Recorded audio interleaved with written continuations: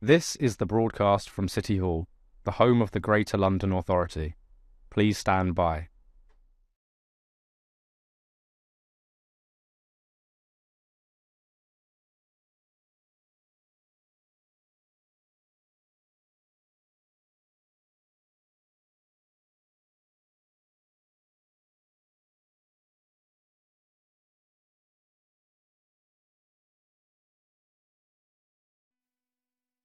This is the broadcast from City Hall, the home of the Greater London Authority. Please stand by.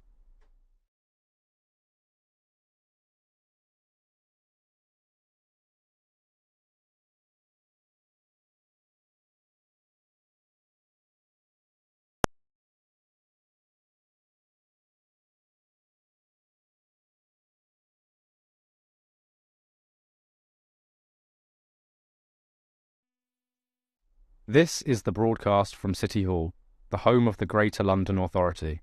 Please stand by.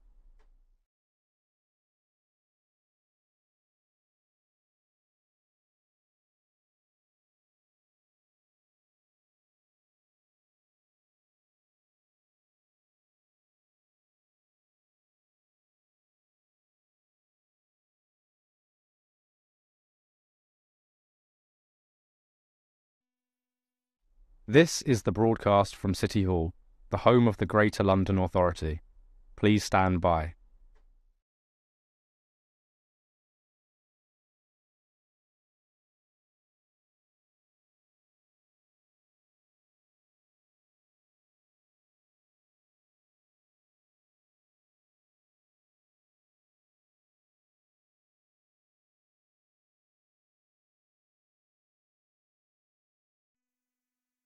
This is the broadcast from City Hall, the home of the Greater London Authority. Please stand by.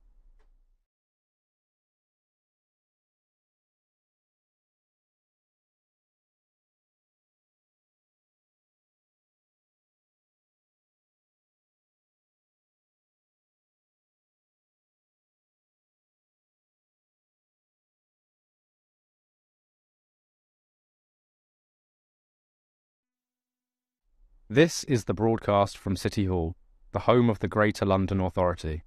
Please stand by.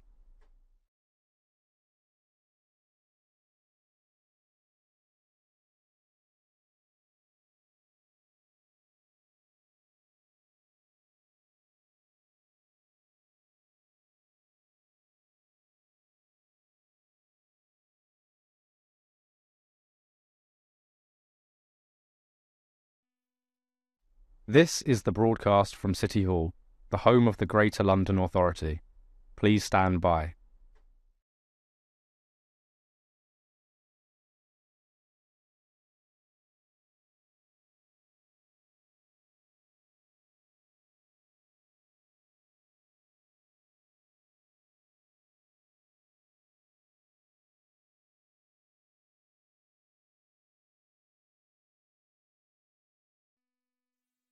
This is the broadcast from City Hall, the home of the Greater London Authority.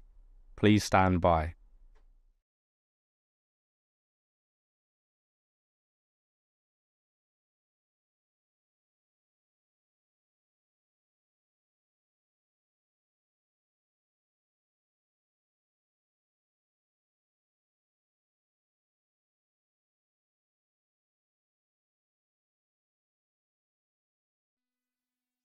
This is the broadcast from City Hall, the home of the Greater London Authority.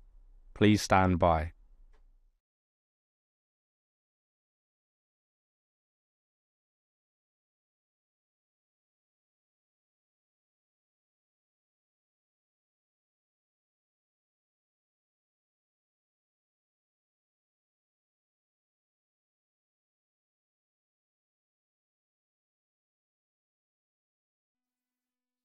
This is the broadcast from City Hall, the home of the Greater London Authority.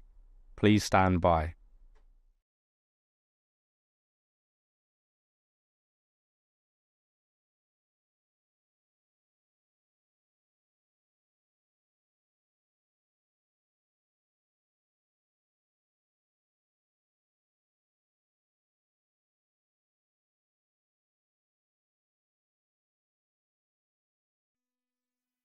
This is the broadcast from City Hall, the home of the Greater London Authority. Please stand by.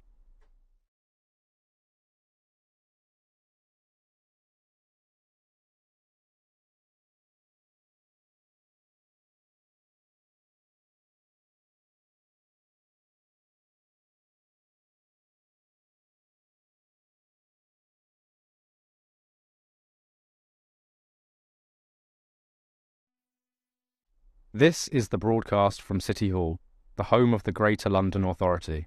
Please stand by.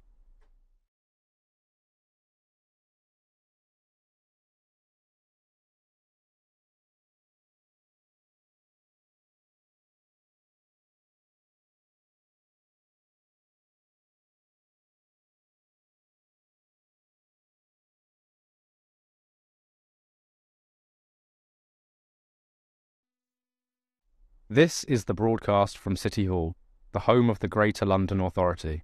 Please stand by.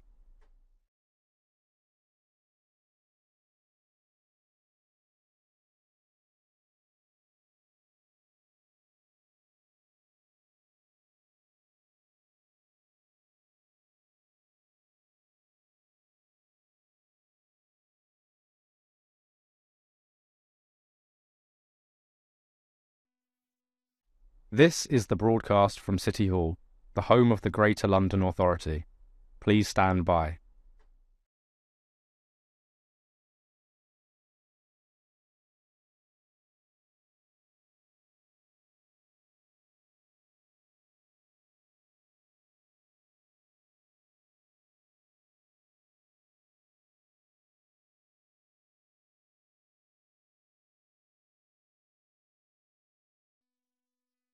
This is the broadcast from City Hall, the home of the Greater London Authority.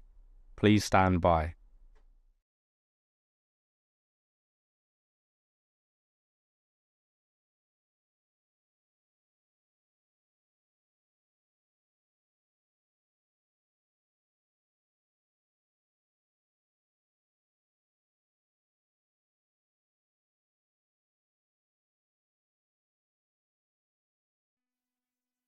This is the broadcast from City Hall, the home of the Greater London Authority.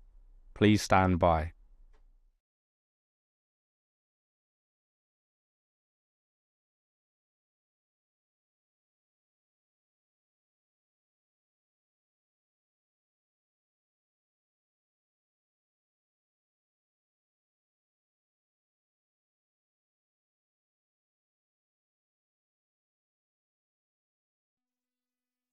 This is the broadcast from City Hall, the home of the Greater London Authority. Please stand by.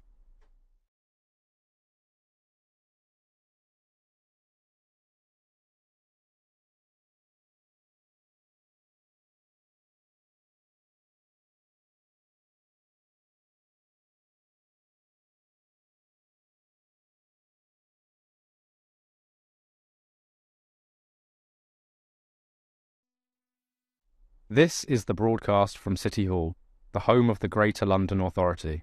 Please stand by.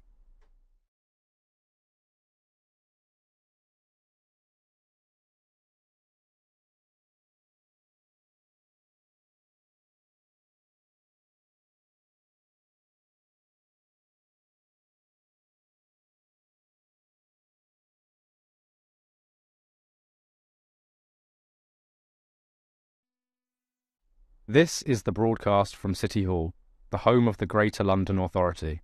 Please stand by.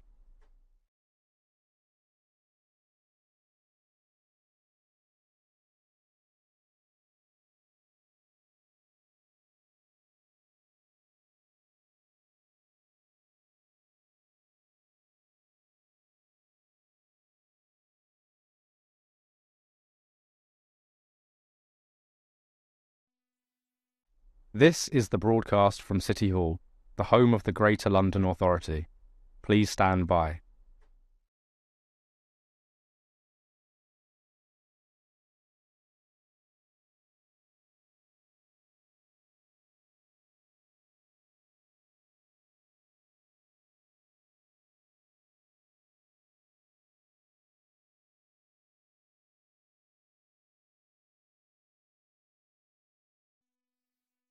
This is the broadcast from City Hall, the home of the Greater London Authority. Please stand by.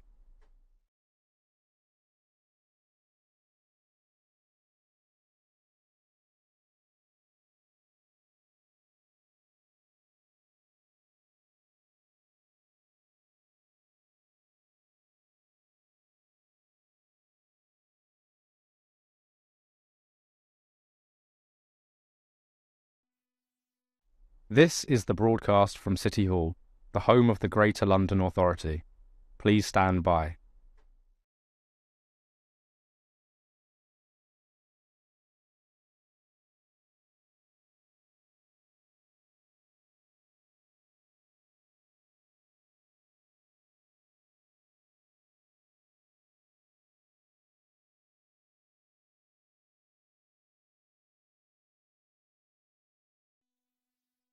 This is the broadcast from City Hall, the home of the Greater London Authority.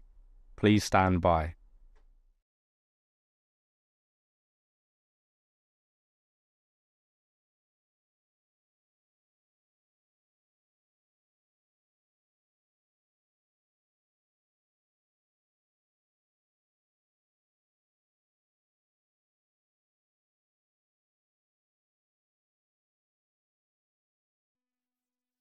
This is the broadcast from City Hall, the home of the Greater London Authority. Please stand by.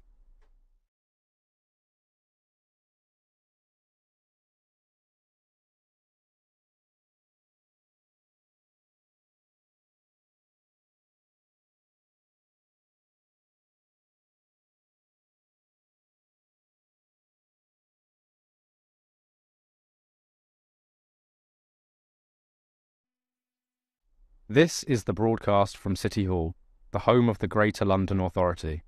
Please stand by.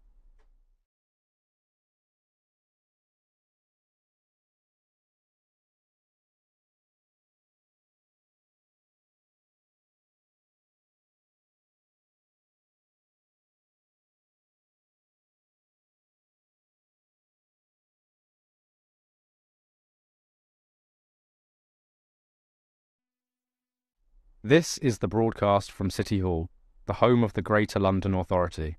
Please stand by.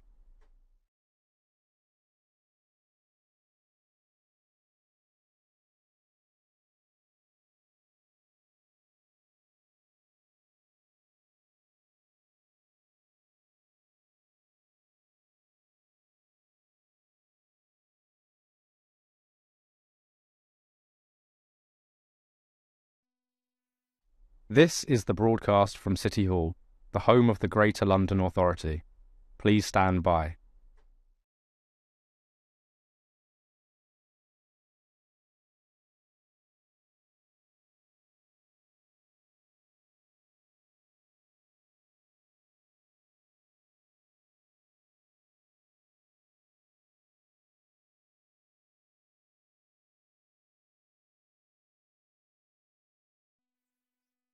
This is the broadcast from City Hall, the home of the Greater London Authority.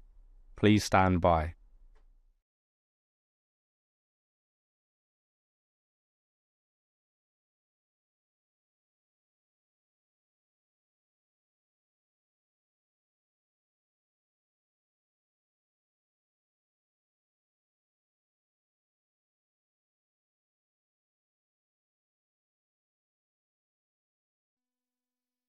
This is the broadcast from City Hall, the home of the Greater London Authority. Please stand by.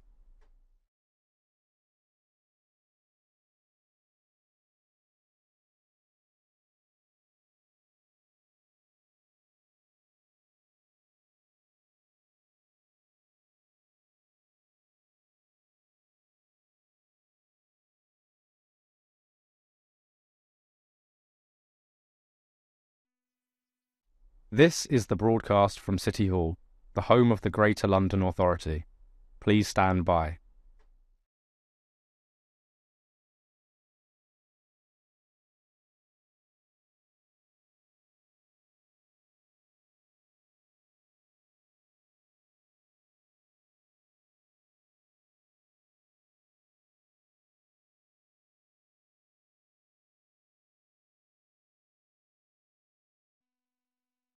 This is the broadcast from City Hall, the home of the Greater London Authority.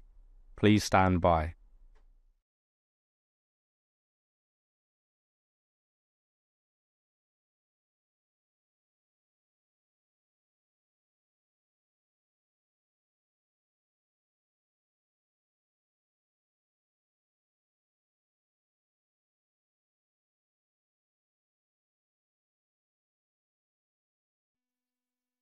This is the broadcast from City Hall, the home of the Greater London Authority. Please stand by.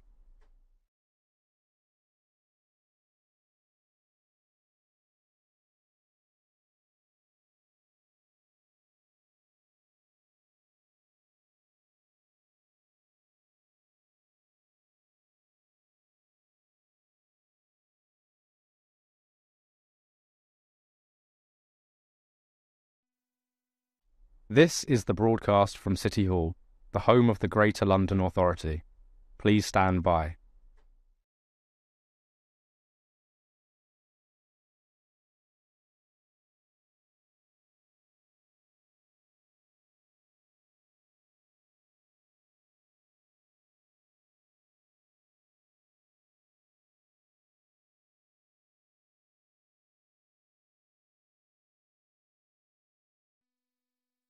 This is the broadcast from City Hall, the home of the Greater London Authority. Please stand by.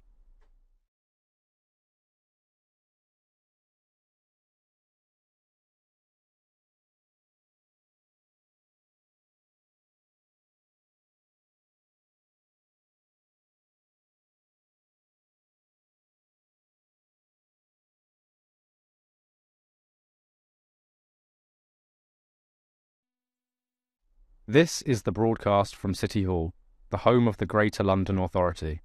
Please stand by.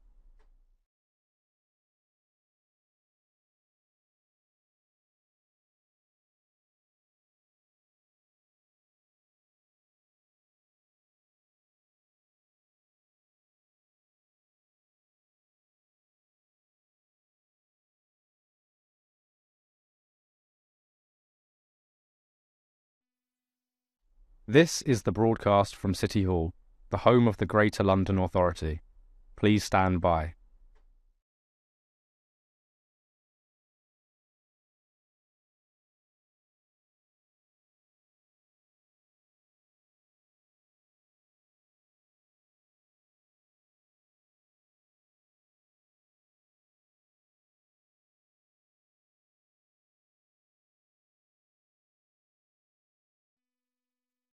This is the broadcast from City Hall, the home of the Greater London Authority. Please stand by.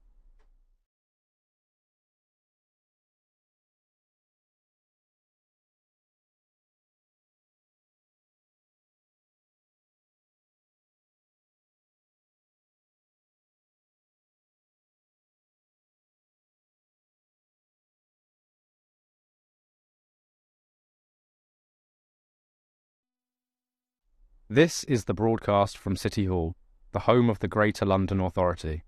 Please stand by.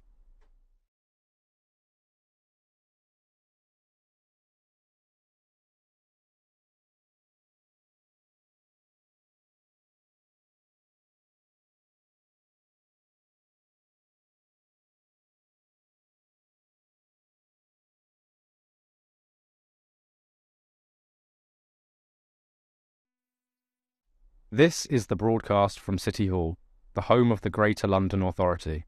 Please stand by.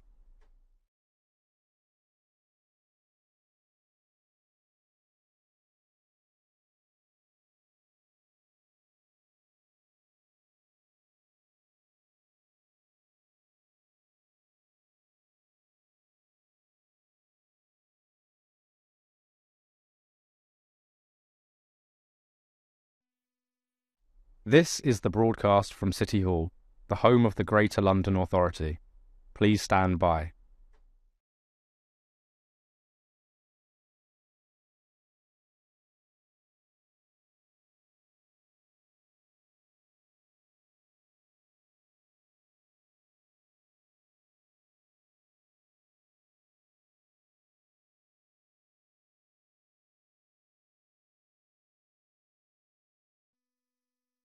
This is the broadcast from City Hall, the home of the Greater London Authority. Please stand by.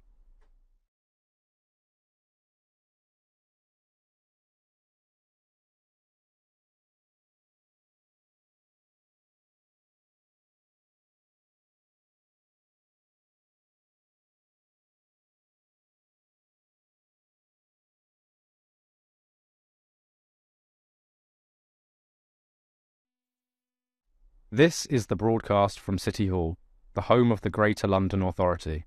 Please stand by.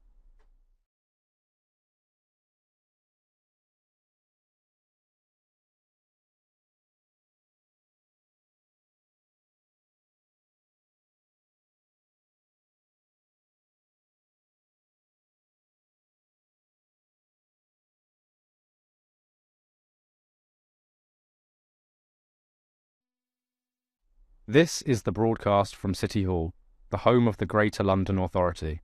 Please stand by.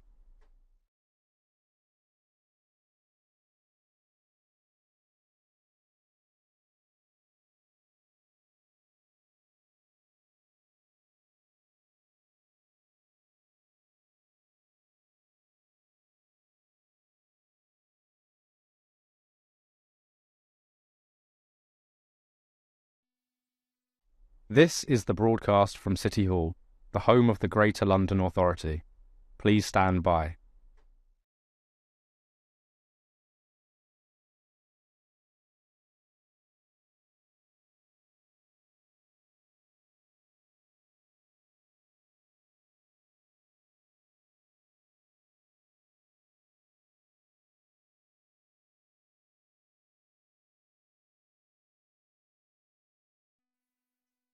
This is the broadcast from City Hall, the home of the Greater London Authority. Please stand by.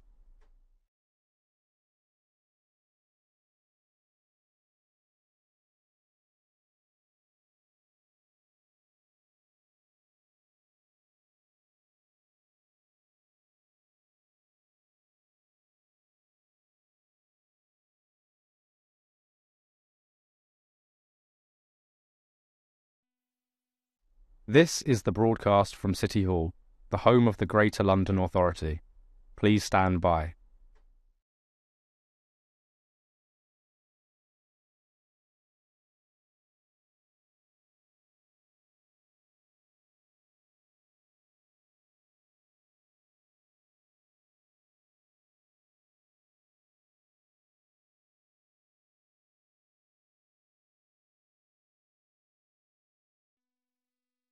This is the broadcast from City Hall, the home of the Greater London Authority. Please stand by.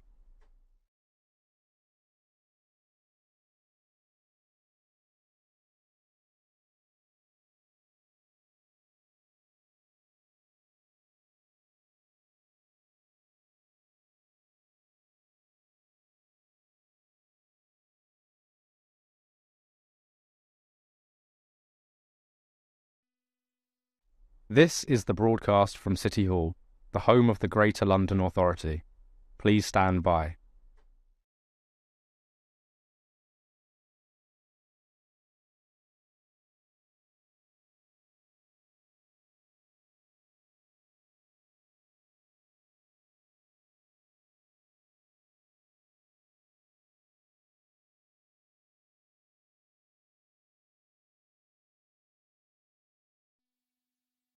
This is the broadcast from City Hall, the home of the Greater London Authority. Please stand by.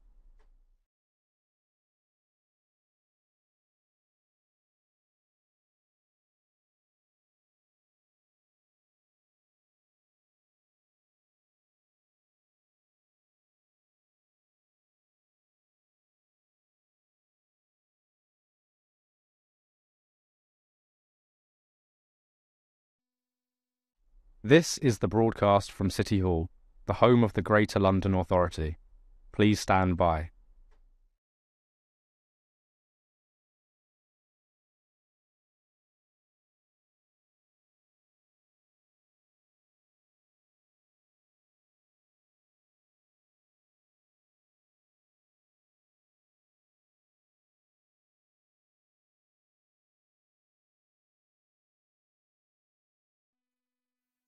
This is the broadcast from City Hall, the home of the Greater London Authority. Please stand by.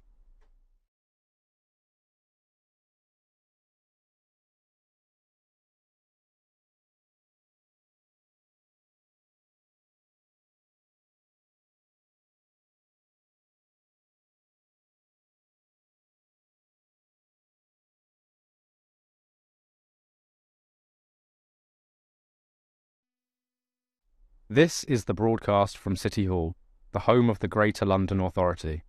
Please stand by.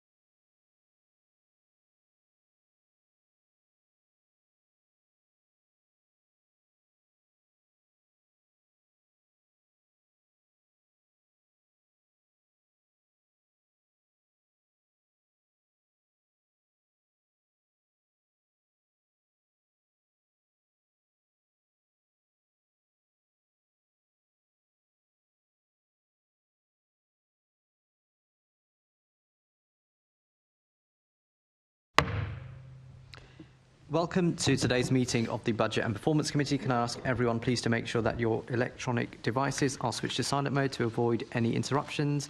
And can I now ask our clerk, Hannah Barlow, if any apologies have been received? Apologies received from the Chairman, Assemblymember Garrett, for whom Assemblymember Best is substituting, and Assemblymember Desai. Thank you. Can I ask the committee to note the recommendations set out at item 2 and ask if members have any other interest to declare? I think Gareth has one. Interests? Oh, yes, sorry. Yes, Microphone. Early mornings. I'm a member of the Royal Parks Trustees, and there may be questions relating to the Royal Parks Police. Thank you. Can I ask the committee to note the ongoing actions from the previous meeting? Noted. And we now move on to our main item of business, a discussion focusing on the 25-26 GLA Group budget.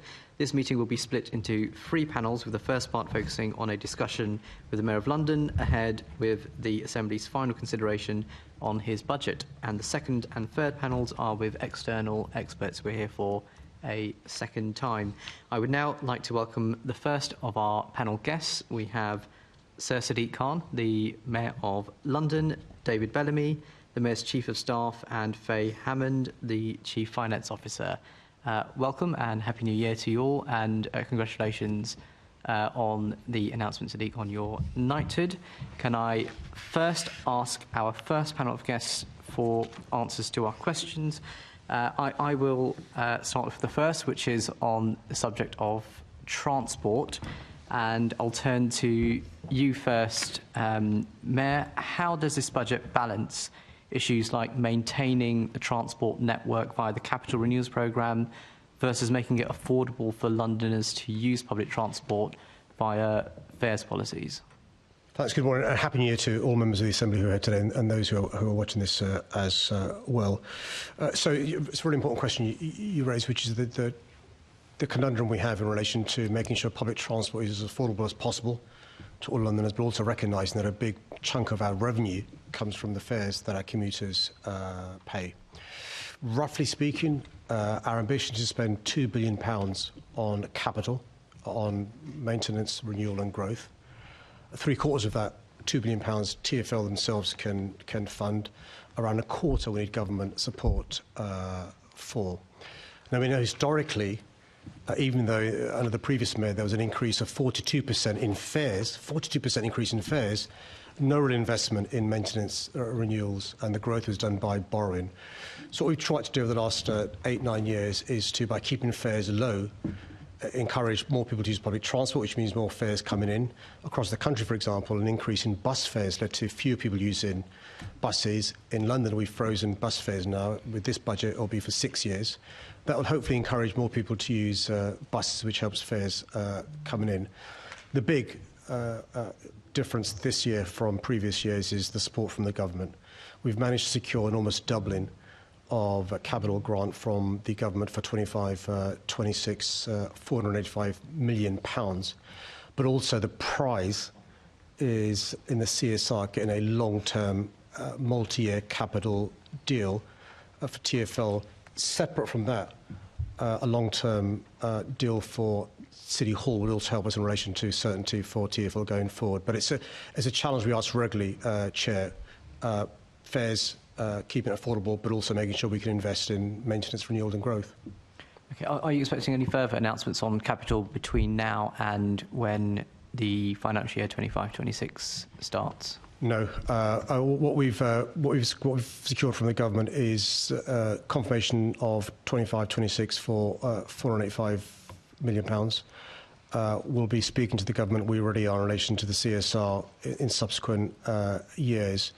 As far as capital is concerned from the government, the money we've secured is we're very grateful for, is what we're going to get for 25-26. And just looking at the previous years where fares have been frozen, obviously, if they had gone up, they'd be obviously much higher for commuters as well. Has TfL conducted any research, or does TfL have any information on what the impact of ridership would have been if fares would be at a higher level than they are currently? Well, I'm sure as I speak to you, my Chief of Staff is looking through our briefing, because there is a number in the briefing. So TfL looks at other transport authorities across the country and across the globe. The basic rule is the cheaper the fares, more people use public transport, more fares come in. We've got data in relation to if bus fares was to go up by 5p, what that may lead to in relation to reduction of passengers. If bus fares were to have gone up by 10p, what difference that had made in relation to reduction of passengers. We also know in real time the experience we had in London, freezing fares and the hopper fare in my first 5 years of the mayoralty versus other parts of the country. And if my Chief of Staff can find the number, I'm sure I'll share it with the committee as well. Okay, sure. And I think that data will be valuable as a committee as a whole. So if you can get that to us separately, I think we'd be interested to look at that and the budgetary impact on fares policies. Just to share with the committee chair, there are other factors that go into this as well. So how well the economy is doing impacts the number of people using public transport, and there are other factors as well that go into TfL's projections, but also in the past. And I think now David's managed to find the sort of things that affect commuters using public transport. Yeah. So the bus fares freeze that the mayor's decided on for 25-26 is estimated that it will lead to higher demand of 0.8% compared to if there had been a 5p rise in fares, and demand will be 1.7% higher than if there'd been a 10p rise in fares. Thank you. If you could send the other information you have around tube fares as well, I think that would be useful if there is any. Happy to. Yeah, sure.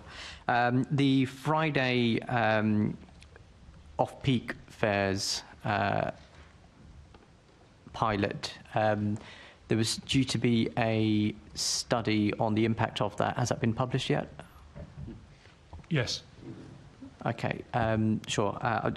My apologies, I've not seen sight of it, but if we could also have a look at that. And is that something that you are looking to continue a look at going forward, or is that not part of the 25-26 discussions? So TfL have published their analysis of the trial in terms of impact on passenger numbers, economic impact as well. So that's available for the committee to read. Clearly trying to maximise passenger numbers is important for economic reasons, for social reasons, and also for financial reasons for TfL as well. I don't think, based on the results of the trial, that we'd be looking to recommend to the Mayor that Friday peak being charged at off-peak rates continues. But the general point of trying to do things to encourage ridership is something that we definitely will, are continuing to think about. When you see the report, Chair, you'll see that although we budgeted for £24 million to be used for this, in fact, only £16.5 million was used. But the report sets that out. Sure. I'm going to bring in Assemblymember Roberts. Thank you. Just on the 485 million capital investment, is it just to confirm there's going to be no more this year? What we've seen is the amount. You mean for 25-26? Yeah. No. Not only we're working on the basis that £485 million capital is the amount of money received from the government for 25-26, and TfL have now allocated how that £485 million is spent in 25-26 according to different projects and so forth. The one thing I would add to that is that's entirely right in terms of main capital funding, but we have a number of business cases in with the government for their major road network scheme, which we now have practical access to in a way we didn't in the past, and so decisions on those may come through. I beg your pardon. I should also add. So previously we were not allowed to bid for pots of money the government, the DfT set aside. We can now bid for those. There's no longer the anti-London policies from the government, so that may lead to more capital coming in. I beg your pardon. Okay. No, that's fine. The reason I asked is that the government's announcement came in November. The press release came in December, 13th of December, saying that the fares freeze will help unlock further funding from government. And what I was leading to was, do we have any information about what that further funding will be? Because obviously the press release came after. Yeah, I think that's more to do with the CSR. So the expectation from the government is to secure national funding for key transport projects going forward. The CSR is the prize in relation to long-term capital deals. The expectation was for the rail fares, tube and overground, to be linked with the national rail increase, which the government announced, which is the 4.6% increase. Yeah. Okay. Thank you very much. Thank you. Yeah. Thank you. And that's that. Just to be clear, that letter from the then Secretary of State is public, so you can see precisely what they set out there. Perfect. Thank you. Thank you, Chair. Thank you. Assemblymember Best. Thank you. Morning, everyone. Mr. Mayor, you've accepted the logic of the 4.6 fares increase due to that unlocking funding for key transport projects. Do we know what those projects are or what they may be? Yeah, thanks. I should just say, so in our business plan last year, we said that TfL worked in the presumption of fares going up by 3.6%, which is then RPI. Actually, when you look at the increase in tube and overground, 4.6%, but the freeze in bus and trams, 0%, that's an average of 3.6%, which was the TfL's business case. So the conversations we're having with the government in relation to the unlocking of future transport infrastructure are around growth areas, DLR extension, in relation to work being done on Bakerloo extension, work being done on West London Orbital, but also we need more trains for some of the stock we've got, Bakerloo Line trains and so forth. We can do you a note if that helps in relation to some of the projects we'd like funding for that we can't proceed without support from the government. Yeah, I mean, perhaps it's not a definitive list, but the list of projects in contention or in discussion would be helpful, I think. More than happy to, Chair. We'll organise an idea, and as the member says, it's not an exhaustive list, but it gives a flavour of some of the things we could potentially get funding for. Great, thank you.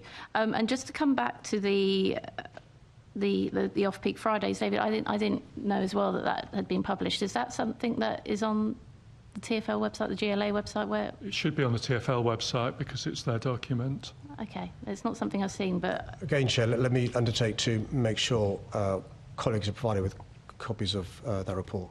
Okay, thanks. And yeah, if we could make sure it's publicly available as well, I suppose perhaps it may well be, but if the Chair and also I haven't seen it and we've been looking out for it, maybe it's not, maybe it is.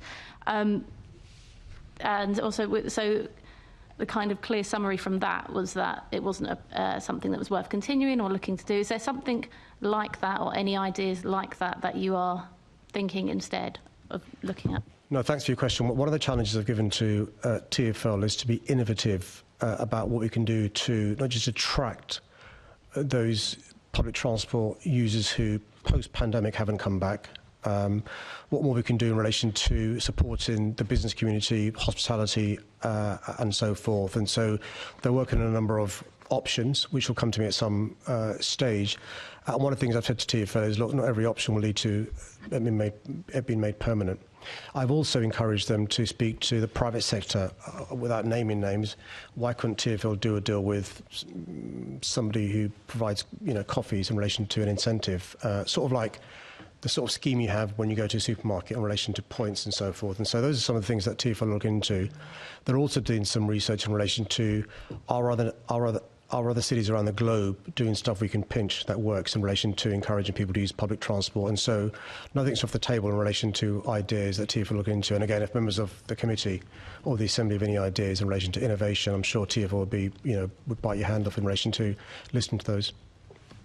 Yeah, thanks. The point system, something I've long thought would be a really good idea. The other one as well is there's a lot of station car parks that are used as park and rides, and I've long thought that perhaps if you linked up your parking payment at a TfL station with your Oyster one, that might incentivise people to make that journey as well. And the final one, it probably would cost a lot more than 6.5 for the investment, but the Thursday night tube, I think, should always stay on the table. The final question that I had was just around the bad debt accrued in relation to ULEZ. And obviously I'm covering for Assemblymember Garrett today, who had really wanted to raise this question, especially in relation to a constituent of his that's now homeless as a result of trying to pay off these debts and being terrified of the threats of bailiffs and debt collectors. He's been trying to push forward that case, and there doesn't seem to be much nuance in the way that these debts are being chased, or the vulnerable nature of some of the people that are being chased is being considered. Is that something that you can look at? I appreciate perhaps you don't want to talk very publicly about those cases where you might not, or it could be adapted, but it does seem that if somebody's being pushed into homelessness because of this, that's the wrong thing for TfL and the Mayor to be endorsing. Just, I think you're right. We shouldn't talk about the individual case, but just worth reminding ourselves that more than 96% of those people who drive a car in London don't pay a penny because they're ULEZ compliant, and those that aren't ULEZ compliant, the vast majority pay the daily charge. The number I saw was 0.2% receive a penalty charge notice, and I think TfL, just like councils and the police and others, when it comes to given PCNs, should be sensitive to the consequence of somebody being made homeless, because just the cost of that to the state, forget the impact on the human being and their family, is just awful. And so I'm sure TfL do look into that, but what I'll do is, Chair, is send to TfL the comments made by the member who will then work out the case. And I'm sure Neil can let TfL know what the particular case is, and they're looking into that. Thank you. Again, it's something that happens with, things like tax debt, council tax debt. These practices are well established of not pushing people into further issues while still looking to raise the money. And I think perhaps with this, there's a bit of a way to go. So if you could look at that, that'd be great. Thank you. There's nothing else on transport. We're going to move on to policing, and I'm going to call in first of all Assemblymember Hall. Thank you. Good morning, everyone. MOPAC's budget submission says that there are various measures that the Met will pursue to manage its budget gap, which do not rely on workforce reduction. Yesterday, we had a discussion with MOPAC. Now, within their submission, it didn't state how many officers that they were aiming for or whatever. And we discovered that there's going to be a reduction of 2,300 officers. I was so shocked by that having heard that crime is your number one concern, Mr. Mayor, and it's mine, and it's most Londoners as well. I didn't ask how many actual staff were being reduced as well. Do you know the answer to that? No, because what the Met Police Service are doing is examining the provisional police settlement from the government, looking into the additional grant the government's given to the Met Police Service to do with neighbourhood policing. We're also we've not made a decision yet in relation to council tax precept, which affects the amount of monies the Met Police Service receives. The additional unknown is the amount of the Met Police in relation to the money they receive from City Hall on top of council tax precept, and also the ongoing conversations we're having with the Home Office. So the Met Police Service are working on providing a budget using those numbers. I suspect they'll publish their budget in the next few weeks. They'll have a better idea in relation to which workforce efficiencies they may need to make and which non-workforce efficiencies they need to make. And the basic point Sir Mark was raising, bless you, the basic point Sir Mark was raising a number of months ago was, after 14 years worth of, core grant cuts, efficiencies by themselves won't close the gap, which is why he used the phrase tough choices. Yeah, OK. Let's remember you have been the mayor of this city for over 8 years, and policing seems to be getting worse and worse. They're in special measures. The Commissioner is saying how concerned he is about the lack of funding. You are saying that it is your number one concern, crime is. Very tragically, again yesterday, we had a 14-year-old stabbed to death. Policing in London has got to have your absolute attention and as much funding as possible. And to actually base a budget on a reduction of 2,300 officers, I would say is quite severe. Are you not as worried as I am?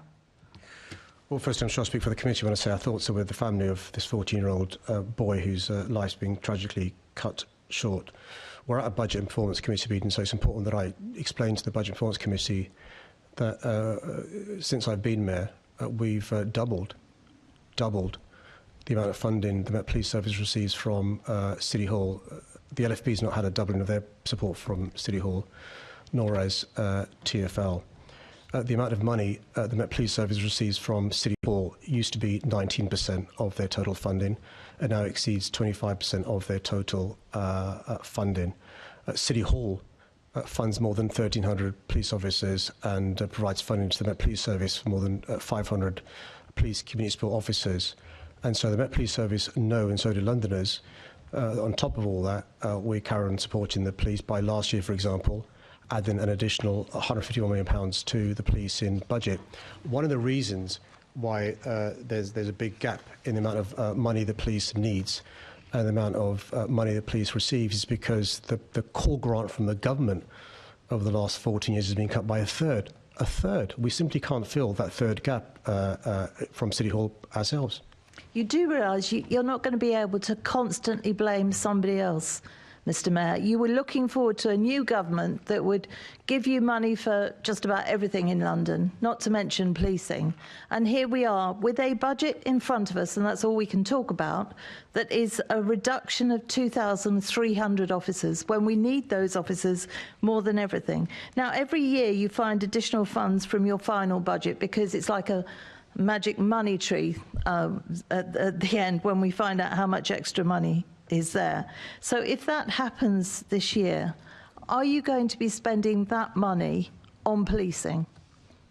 Well, the member referred to the new government, so it's important that I respond to the point raised by the member in relation to the new government. For the last 8 years, I'm sure members of the Budget and Performance Committee will have been bored with me reminding them about the shortage of support from the government in relation to the NIC money, the National International Capital Cities Grant money that we're supposed to receive.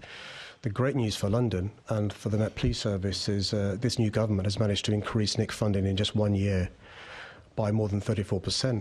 We will be receiving next year an additional £63.4 million from NIC money, which we weren't receiving from the previous governments. That is good news in relation to the progress we've made with this new government, incredibly important.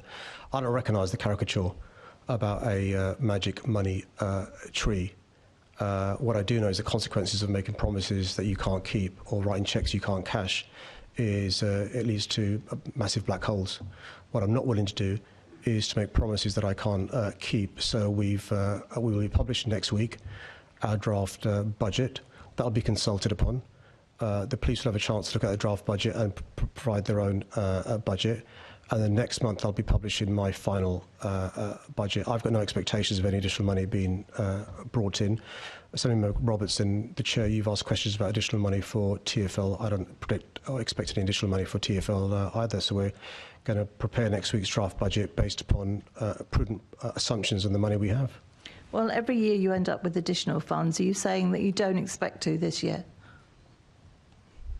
I've got no expectations of any additional funds. I'm really happy with the Chief of Staff to explain the process that we go through. No, I understand the process, and you're only here for an hour, so we'll carry on. Can I just ask you, are you not worried about the police service in London? Are you not concerned about the way things are just running away and the fact that we may well lose 2,300 officers, which is what the Commissioner said? The Commissioner is also concerned that there's a £450 million shortfall. Are you not worried about that? Because most of us are. It's because I was worried about the crisis the government created in London that I ran to be mayor in 2016.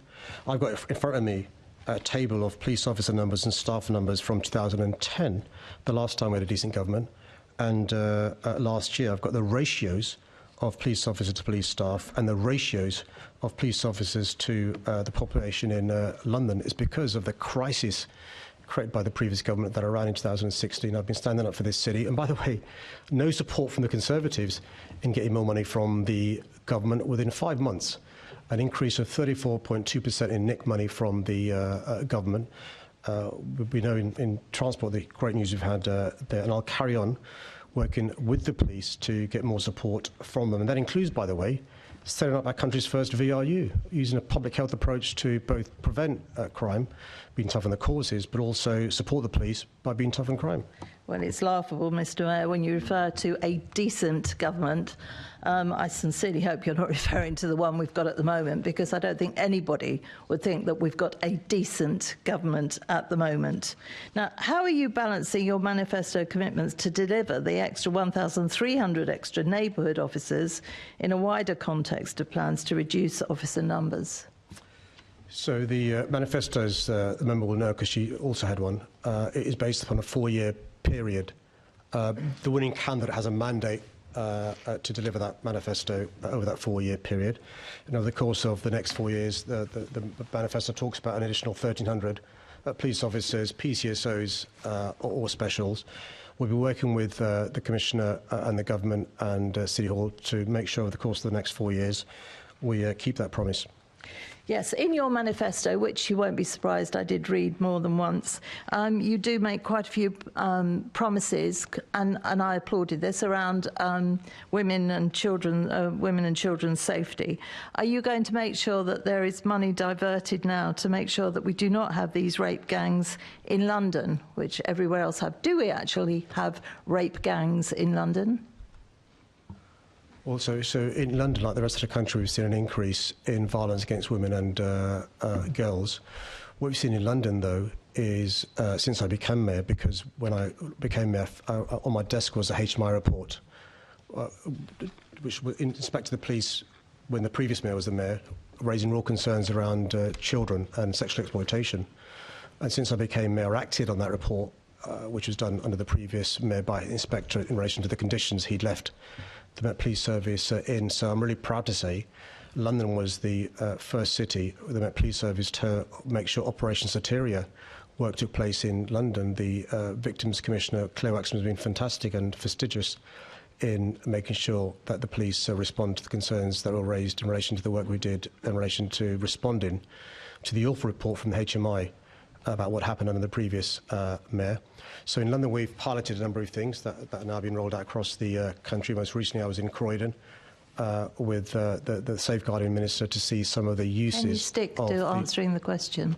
Well, I asked if there are any rape gangs. It's a yes or a no, really.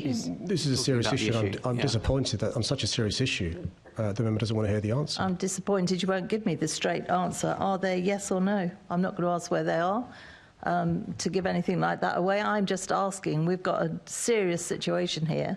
Londoners want to know, do we have these rape gangs in London? Well, in London, we've made fantastic progress in addressing this issue of violence against women and girls, and that includes tackling rapists. So in the last year alone, there has been a big increase in people arrested and charged for rape. One of the challenges we have, though, I'm afraid, is the massive backlog in these cases being listed. Cases for rape are now being listed for some time in the future. We've spoken to the new Lord Chancellor. Again, good example of decency in government. She's trying to make progress in fast-tracking some of these trials to make sure progress is made. Yeah. Can I ask you, how much money are you putting into looking for these rape gangs in London, and do we have any? So I think this is a question in relation to what the police are doing in relation to targeting rapists. The police are doing a huge amount. Rape gangs is specific. And how much money are you going to be putting into it? Let's let the mayor answer. Well, in London, the police are doing a huge amount in relation to targeting rapists. That includes gangs, to make sure action is taken. There's been an increase in London in relation to people charged with rape, an increase in London in people being arrested for rape. We've set up in London things like stalking units. We've set up in London in BCUs, specific teams tasked with this. We have the V100 in London, which is really important, and another example of pioneering police service. So we know the 100 most dangerous offenders, and that may include people who may be members of gangs. And that triaging means that the police can target the most dangerous perpetrators, which is something I would hope even the member would welcome. Well, you don't need to say even the member. You know full well I support our police, and I think more money should actually be going into the police force. You talk about the good work that the police force is doing, and there is an awful lot of good work, but it's surely in danger with this latest budget. If we do lose 2,300 officers, all of this will be put at jeopardy, won't it? I mean, how can take what she says seriously? We've had a £1.2 billion cuts from the previous government. I suggest you do take my comments seriously, actually. They are valid questions, and it's about time you started answering and not blaming everything on a past government, a past mayor. This is serious, Sadiq. We all know you will end up with a lot more money between now and the final budget, and I would like you to commit to putting that money into policing so that Londoners can feel safe. Thank you. I think we're in danger of going No, I'd like an answer, please. Yeah, we're in danger of going to a bit of to and fro. I think the mayor, I think if you could answer... Then, Chair, ask him to answer. Let me finish. Chair, Mr Mayor, if you can answer by just telling the committee how you would approach, if you were to get additional money coming in, how you approach that in terms of decisions to the Metropolitan I can't comment on hypotheticals. I think then the police must assume that they're not going to get anything. I'm asking a complicated question now, so I'll put it to Mr Bellamy, if I could, please. There does seem, because I just can't get the answer to this, I know you'll know because you always do, there appears to be a new approach to presenting the budget, and I've seen it in the GLA and the MOPAC budget as an example, and I did ask yesterday, but I just don't understand the answer. Specialist operations is down in some of the charts, or one of the charts in particular, as showing a source of income, and yet we know that about £500 million goes to that particular unit, the special operations unit. If it's because it's separate grant money and it's not being put in as base money, it's very confusing, and I cannot work the two. When I'm looking at the draft budget, and then I look at things like that, it doesn't add up. Can you explain that to me? So are you looking at the MOPAC budget submission? Yeah. Oh, yeah. Okay. Right. I don't have that in front of me. My guess, and we can take it online and try and get you a definitive answer, is that, for instance, specialist operations would have in it the policing of airports. And Yeah. there's income, for instance, Heathrow Airport pays for policing of airports, and so I would assume it would be that. So you're taking all those separate pots of money out of the way we can view them in budget. So what the MOPAC budget submission will be trying to do is set out what the income and expenditure would be for each of the directorates within the MPS. Yeah, specialist operations being one of those. And so they would be trying, in that view, to set out the fact that they receive some income from, as I say, airports for providing policing services, and then obviously that money is spent by that directorate providing those services. Okay, can you, if we put a question to you, can you, in writing, because I just cannot work this one out. So thank you, I'm very grateful for that. Thank you, Chairman. Thank you. I think on that we're also expecting a response. We'll be writing into the officers that were here yesterday to get clarity on that as well. Assembly Member Roberts. Thank you. Just regarding the MOPAC's budget submission, they claim that there are various measures that the Met will pursue to manage its budget gap without workforce reduction. But we've also seen the Commissioner's worst-case scenario list of potential service cuts, which will result almost certainly in workforce reduction, because not necessarily the specialist workforce teams will want to move into the safer neighbourhood teams.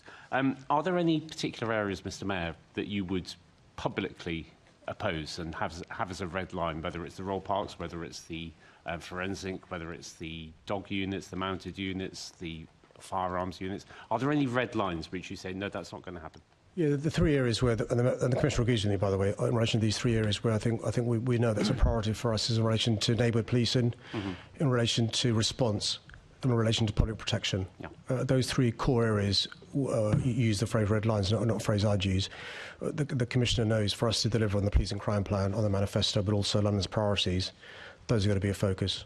Yeah. One of the problems that we have, particularly in my patch in South West London, is that the two Royal Parks, they take up about 3,600 acres of space, which is roughly the size of a small London borough. And we are effectively going to leave that major public open space unprotected, because the safer neighbourhood teams will lack the necessary knowledge to police them properly. Are you happy that there's potential budget proposals being put forward which would see such a large amount of open space being left completely unpoliced? I'm never happy seeing any offices being lost, which is one of the reasons why I'm a Labour politician, not a Conservative one. But it's really important that we ensure that the Commissioner hears the points you're making. The Commissioner understands the importance of the Royal Parks. And by the way, it's not just the Royal Parks in your patch. We've got Royal Parks across our great city, which require policing.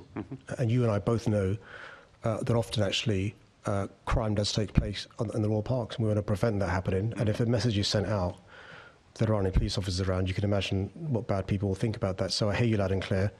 I think so does the Commissioner, but I'll make sure, Chair, that I relay again to the Commissioner the points made by the member, which he made very powerfully at MQTs as well. Thank you. Just one final question, if I may. You mentioned earlier that we've received the additional NIC funding this year, and that we're going to receive additional funding next year. Will that be on top of, or will this year's funding be baked in and then we'll receive additional, or will it? So the additional NIC funding is announced this year as part of the 25-26 budget. Obviously, for everything for future years depends on the spending review. Oh, I'm sorry, I misunderstood. I thought the Mayor had said that we were going to get this. It was already announced for the future. No, so this is the £63 million is for 25-26. I get you. Thank you very much. Cheers. Thank you. And I think yesterday we heard also that some of the additional money coming through is recurring, some of it is not, and some of it is with conditions as well. So we've asked for clarity on that as well from the police. The next topic is on housing, and I'm going to bring in Assembly Member Georgiou. Thank you, Chair, and Happy New Year and good morning to everyone. In what circumstances, for you, Mr Mayor, in what circumstances would establishing a new mayoral development corporation or land assembly zone result in better outcomes for housing development in a specific area? Thank you, Happy New Year. Thanks for your very generous welcome this morning as well. So one of the things we're looking into is how we can work on the new London plan in relation to what we call their opportunity areas, but also in light of a CSR coming up and the government's ambition to build 1.5 million homes, to see how can we accelerate housing in certain areas. The biggest concern raised in relation to why an LAZ may be a good idea is the certainty it provides to the private sector to invest. So, for example, if you are somebody who wants to invest in a community, you want to build, I don't know, housing, or it could be a shopping centre, you're nervous about the cost spent in advance in relation to whether that will lead to a successful application and so forth.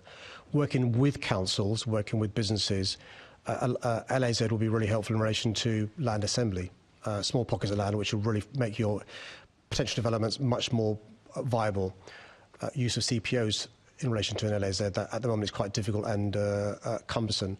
Saying to you in pre-application phase, look, if these conditions are met, we think we can almost guarantee a green light. And so those are the sort of general points in relation to why an LAZ may be attractive. The other thing to throw in, which is a frustration that I know you probably experienced wearing another hat, is how surplus public land often, who's responsible for it? NHS, Network Rail, Highways England, TfL.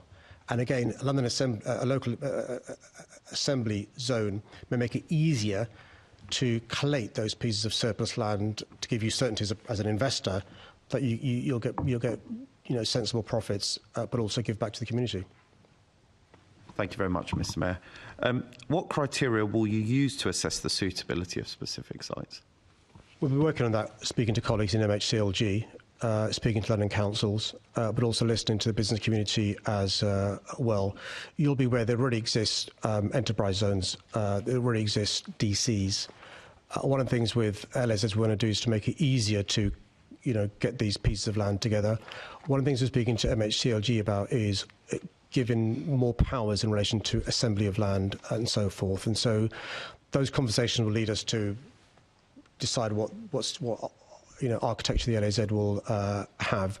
That will include what criteria to decide when an LAZ is appropriate. We don't want to impose this on a community or a council and stuff, but actually councils have approached and said, look, we know, that often we have difficulties because a handful of very vocal residents make local ward councils a bit nervous on an issue that is for the borough good and the city good, but we can't get this through committees and so forth. And so those are some of the conversations we'd want to have in relation to where an LAZ may be attractive. I'm really happy on the basis of the strategic importance to London to take some, vocal flack if it leads to better good all round. Thank you. And I wasn't going to ask this, but based on your quite comprehensive answers, just because the government is giving the power may push something, and I appreciate you might find this a silly question, I can probably anticipate your response. Just because the government wants to meet its housing targets doesn't necessarily mean setting up of these and them giving you the power means it's good for that particular part of London. So therefore, is there a possibility you'll push back where it doesn't suit that certain community? That's a very fair observation, which I agree with. Look, just having this power doesn't mean you've got to use it. By the way, having this power can sometimes encourage councils and communities to make the right decision because rather they do it to a scheme that's acceptable to them rather than, City Hall using this power. But I think it's I agree with you. Thank you, Mr Mayor. Now we're going to get onto the Affordable Homes Programme, which might be a bit zestier than our current exchange. To you, was it disappointing that the GLA only received the £100 million top-up from the government for the 21 to 26 affordable housing programme when you and the GLA had repeatedly asked for £2.2 billion? So the money we received from the government, which I'm very grateful for, is money we weren't expecting. So the context is, without in any way encouraging zestiness, the Chancellor discovers a £22 billion black hole She's going to try and find ways to close that gap. One of the ways to close that gap is to take back into the Treasury underspends departments have, which is not unreasonable. MHCLG have an underspend of circa £500 million, which CLG argues with Treasury we should keep and not give back to you for your £22 million black hole. MHCLG managed to persuade HMT to keep this £500 million towards the affordable housing programme. We then persuade MHCLG to give us £100 million of this £500 million to London's affordable housing programme, which we weren't expecting. It's an underspend. That will go towards 23-26 affordable housing programme. So that's money we weren't expecting. We've got in £100 million. There's a separate discussion, conversation, negotiation, lobbying exercise in relation to the next affordable housing programme. And those conversations have already taken place because, as I said in answer to previous questions, there will be a spending review probably middle of next year. We're keen to make sure in that spending review two things happen which are important to us. One is, frankly speaking, MHCLG get a significant chunk of money from the Treasury over the next few years because that's where we get our money from affordable housing programme. And the second thing is we get a significant chunk of that money from MHCLG to come towards London's affordable housing programme. And I can assure the member, I'll be arguing for a significant chunk of that money because we need it.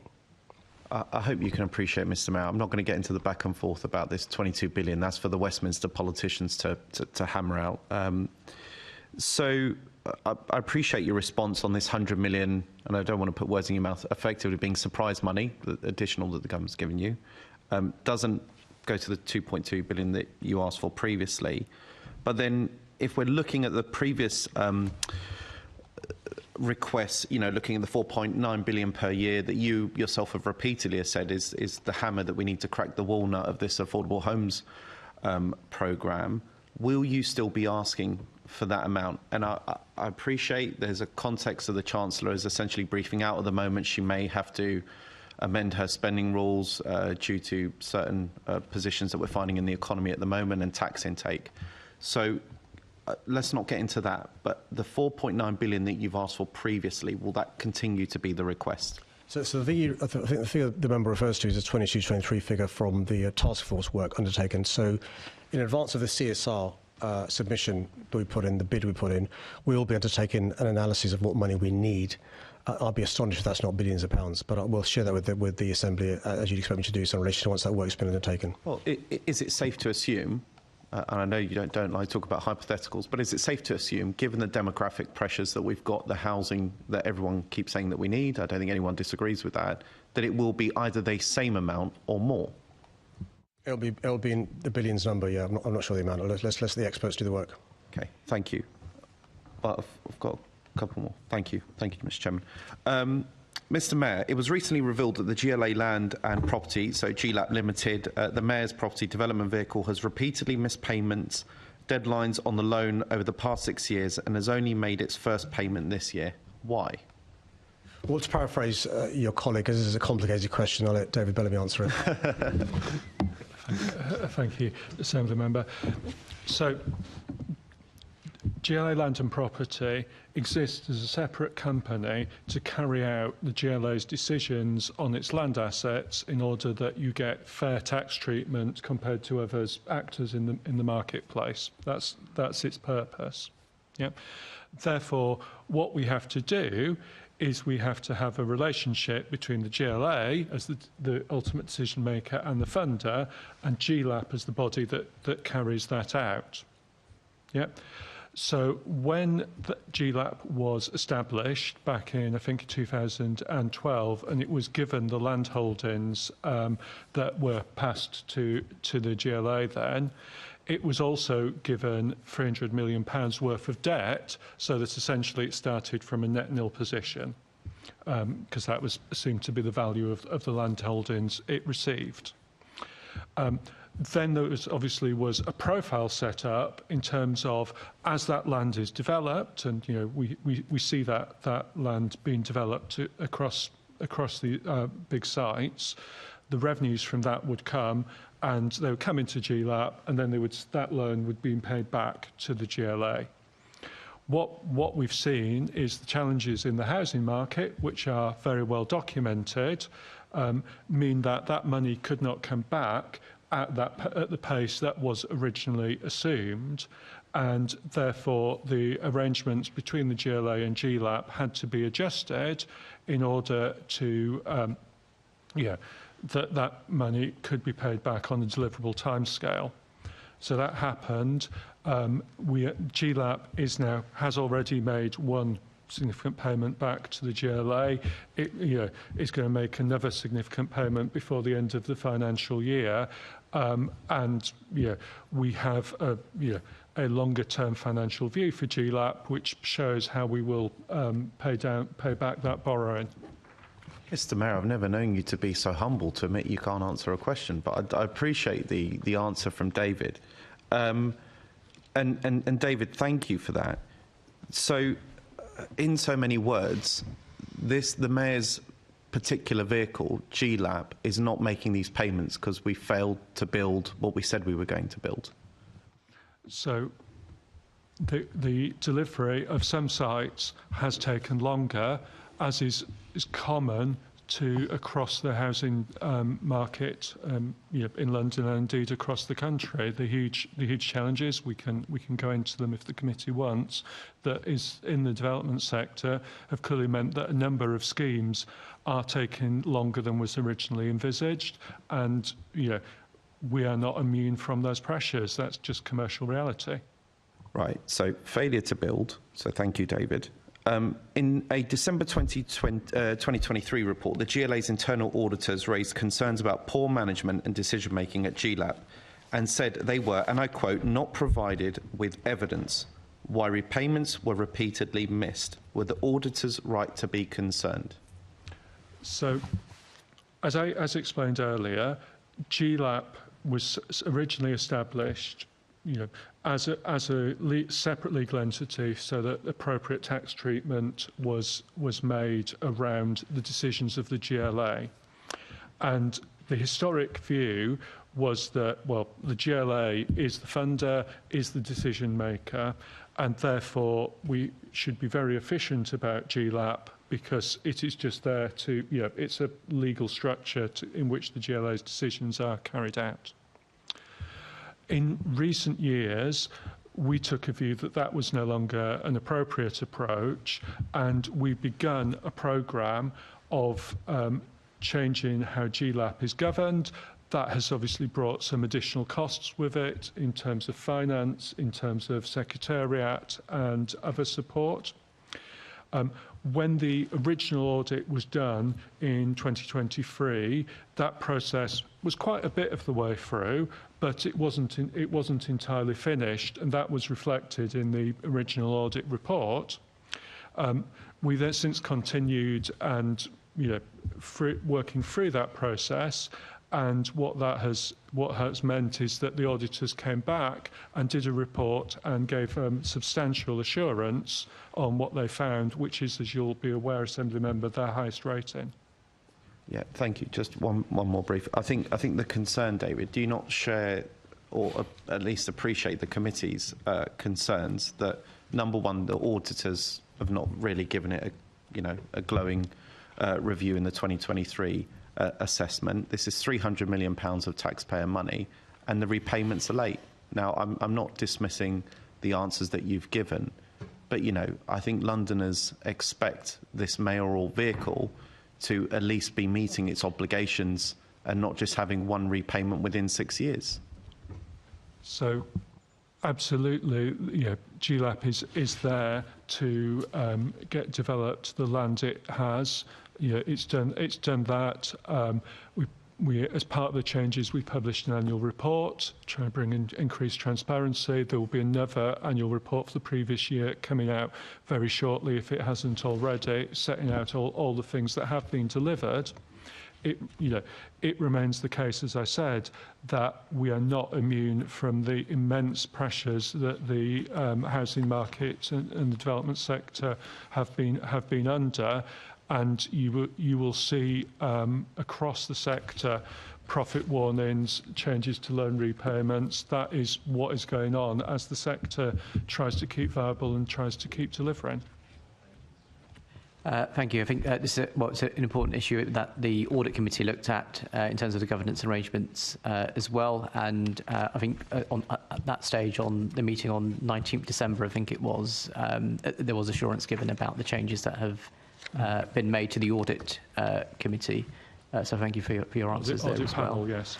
The audit panel. Assemblymember Polanski. Thank you, Chair. Good morning, all, and Happy New Year. Turning to the Mayor, you have your 2030 carbon pathway that has a plan for the decarbonisation of heating homes in London. And there are plans in the climate budget this year, but they're currently unfunded. Now, you've talked several times this morning, but previously as well, about the success of the prize of a multi-year settlement from the government.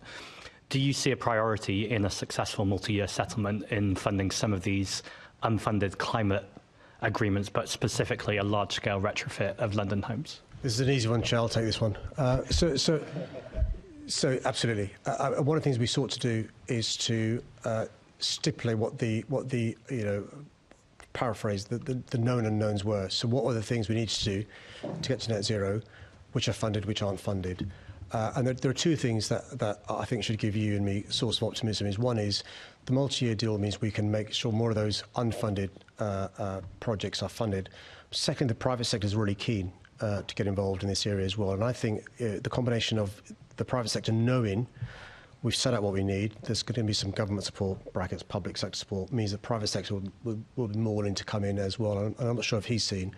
But London is now the green finance capital of the world, which is really encouraging for us as well. So I'm really hopeful this time next year we'll have far fewer things that are unfunded, and we'll be talking about the progress we've made, but also what more we can do to get more of those unfunded schemes funded. That's good to hear. In your climate budget numbers this year, there's, if you're looking at the buildings in London, there's 30,000 annual jobs to be had and £336 million to be saved on people's energy bills. Is that essentially the argument you're making to government? I mean, the point you make is so brilliantly simple. Actually, this, getting us to net zero not only saves the planet, but also it helps with people's bills. It helps create jobs, well-paid jobs. They'll be paying tax, national insurance, which means more money coming in. And it's really important. We'll be publishing next month our growth plan. And a key part of that is the skills part, the jobs part. I know you've been rightly lobbying me about the importance of us investing in green skills going forward and stuff. And that's really important for the reasons you've said. Jobs being created, people's bills going down, but also tackling the climate emergency. Thank you. Thanks, Chair. Thank you. We don't have a lot of time left, so I'm going to ask both members and panellists to be briefer in their responses and questions as well. So Assemblymember Mahfouz wants to come in. Thank you, Chair. Good morning. Congratulations, Sadiq, on your knighthood, and Happy New Year to everyone. So my question is in relation to the very real problem that we are seeing across London, thousands of people impacted by homelessness. You have, as Mayor, made a commitment to end homelessness by the end of the decade, and during your time you've quadrupled the budget that you've allocated to tackle homelessness to £4.8 million. Could you detail a bit more about how you expect that £4.8 million to be spent to support homelessness and what impact you feel that will have? Well, one of the big changes in the last few months is the joint working with government. I was recently at Crisis at Christmas with Angela Rayner and Roshanara Ali, which shows the commitment from them in relation to this area. One of the things we're seeking to work with the government about, we already have started, is the prevention work, which actually doesn't cost money.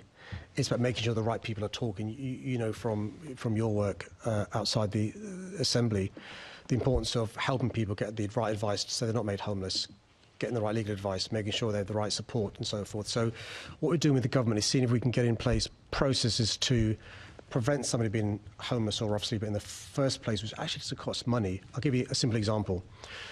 Before somebody's released from prison, why can't the MOJ make sure that person's got housing? Before somebody's released from hospital, why can't the Department of Health and Social Care make sure they've got somewhere to sleep and so forth? So by the Deputy Prime Minister holding the ring, that'll help us tackle this issue, which doesn't necessarily cost money, but it's about talking and removing those silos.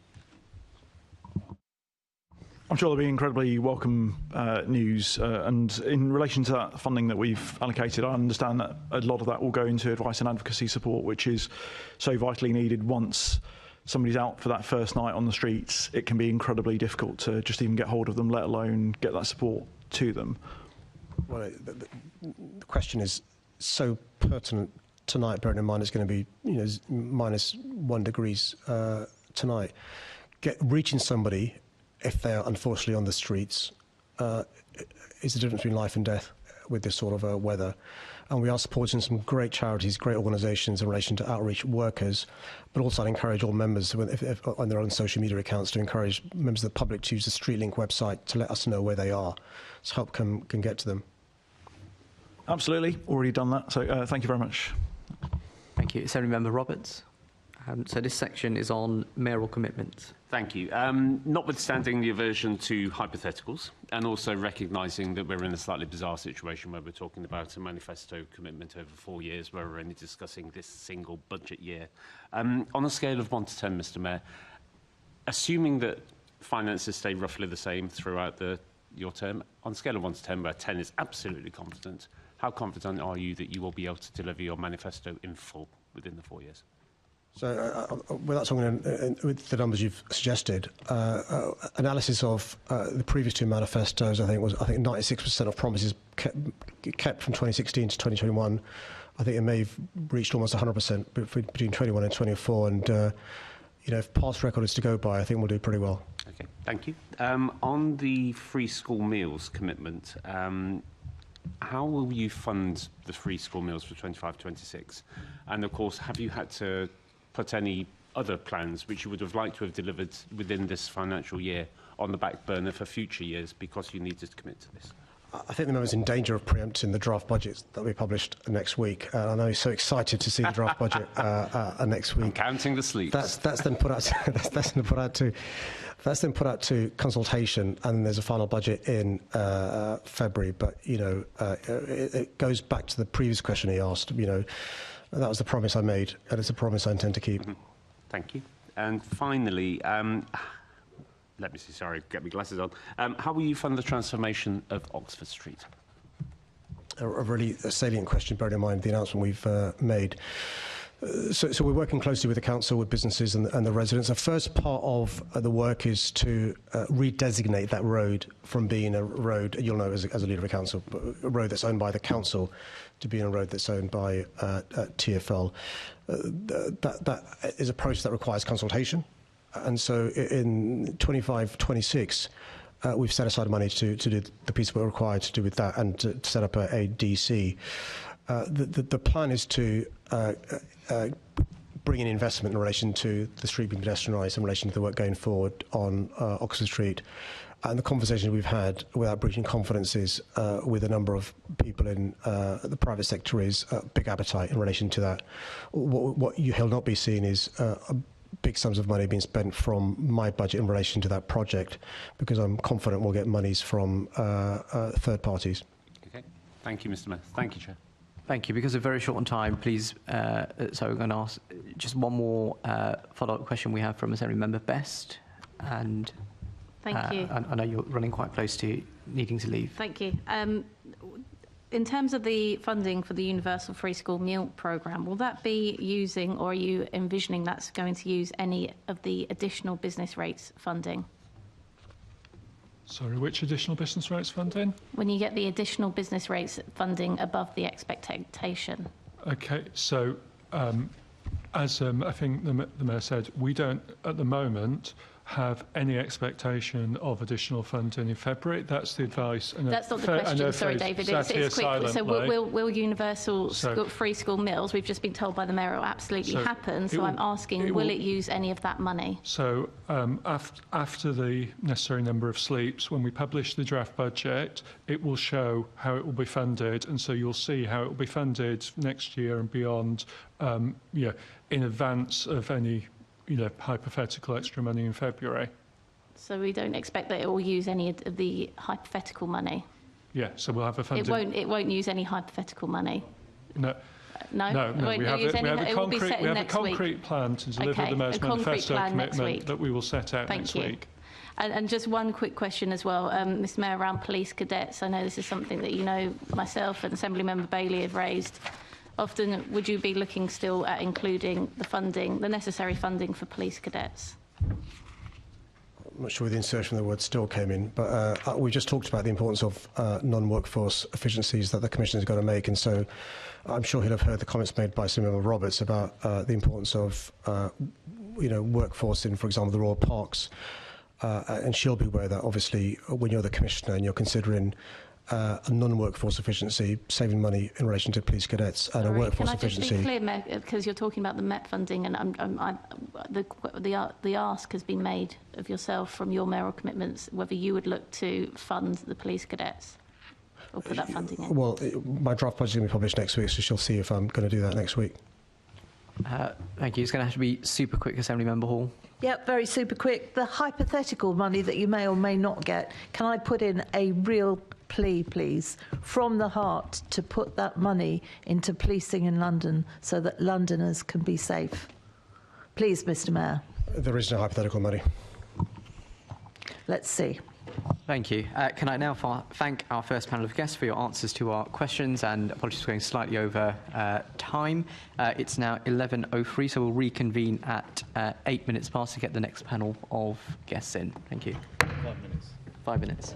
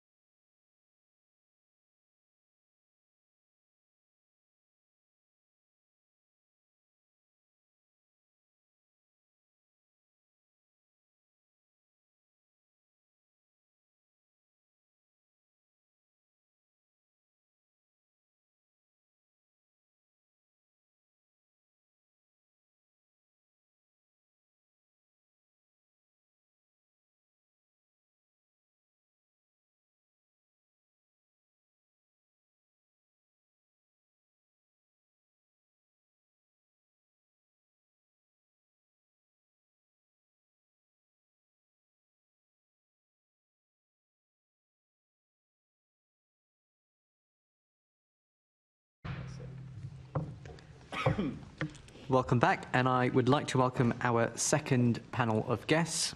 Welcome back, Stuart Hoggan, who is the Associate Consultant from LG Futures, Stephanie Pollitt, who is a Programme Director for Housing and Business LDN, who is joining us virtually today, Professor Tony Travers, who is from the LSE Department of Government and the Director of LSE London, and also Michael Roberts, who is the CEO of London Travel Watch. Welcome back to our expert panel. And the first question is from me. It's on transport, so I'll turn to Michael for a response on this one.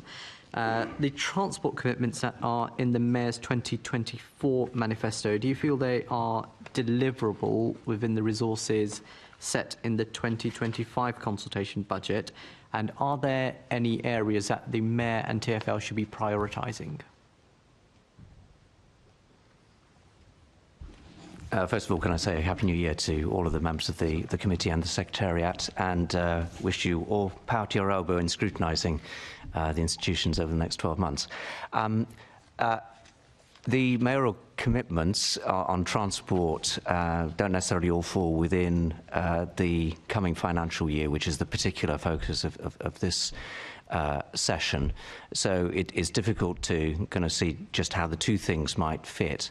But my observation is that looking at the mayoral manifesto for the previous election, there are some restatements of commitments that were already anticipated, I think, in TfL's programme of work over a number of years, not just for the coming year. And there are some areas of accelerated activity or additional activity which, at least to my reading, stood outside anything that we could have seen as an existing commitment. So, for example, I think there's an acceleration in terms of the delivery of step-free access on the tube network.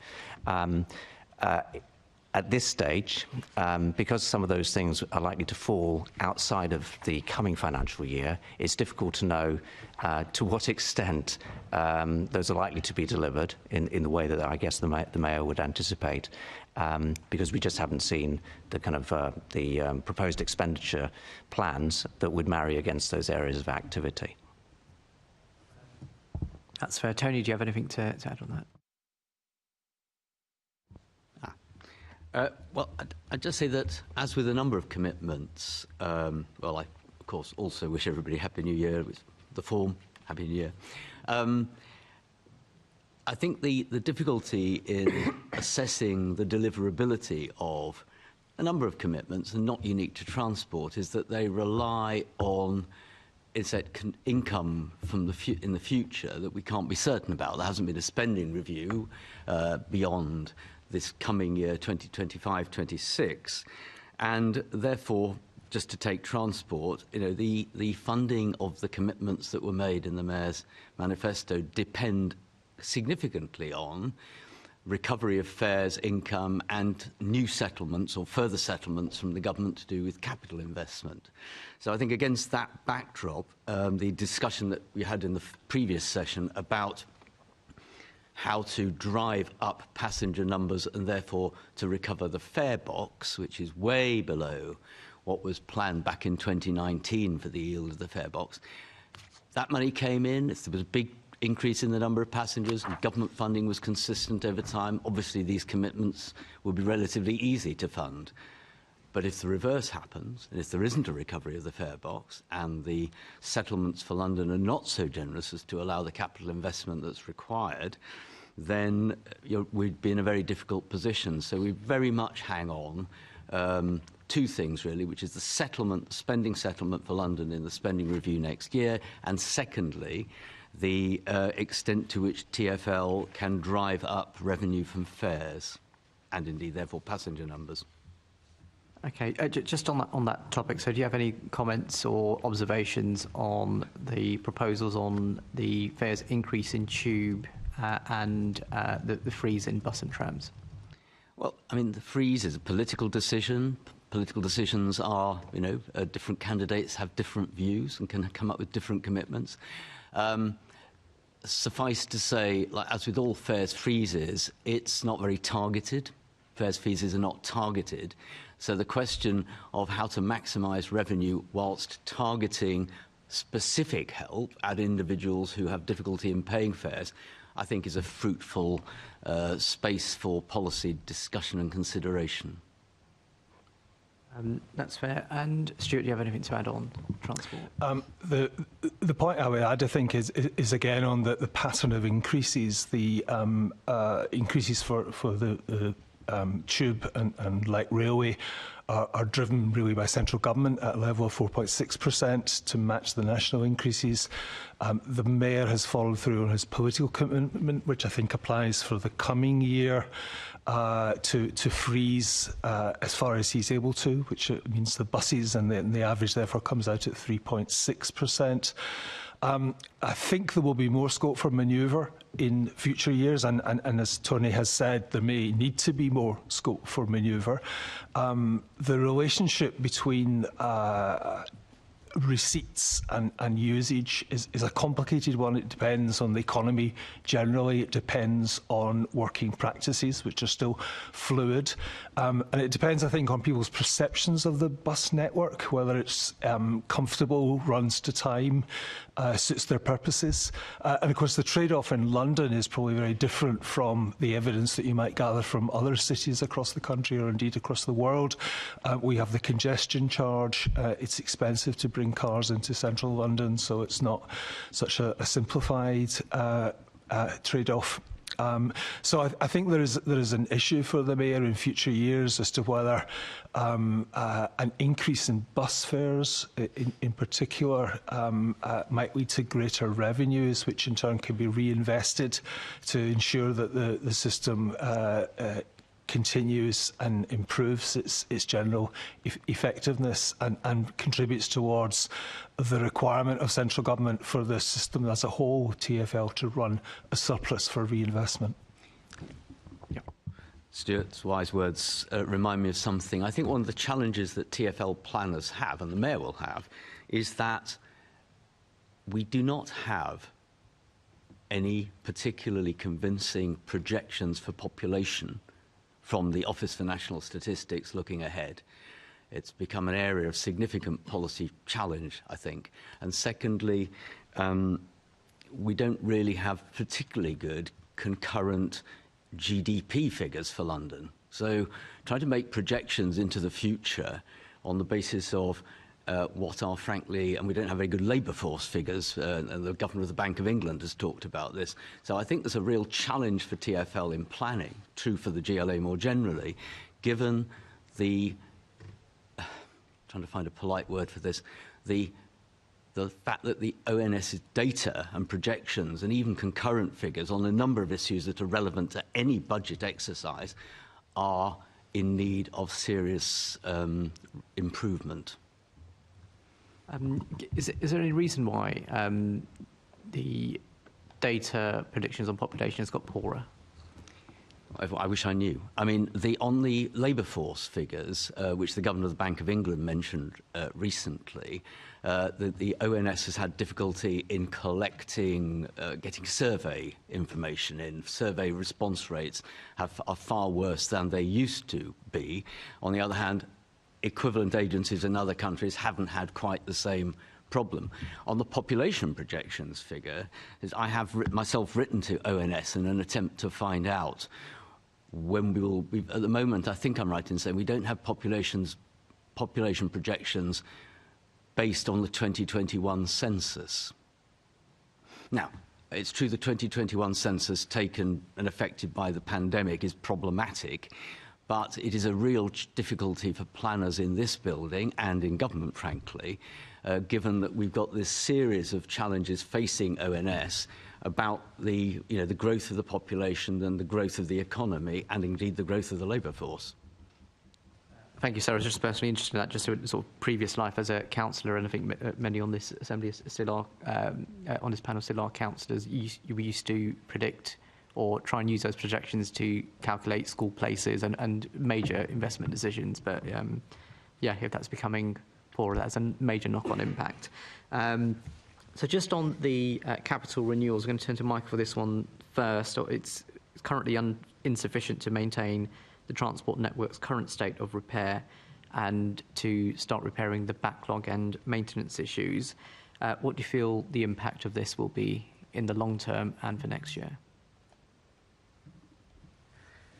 So my understanding of the commitments in the current TfL budget and the proposed budget for next year around capital renewals is something as follows. We are currently in a period where there has been some increase in the level of expenditure going on capital renewals following a previous long period of time when the level of investment had been significantly below what was required to sustain a steady state condition for the infrastructure and the vehicles that use the infrastructure. The current level is below, although it's increasing or has been increasing, it is below what is necessary.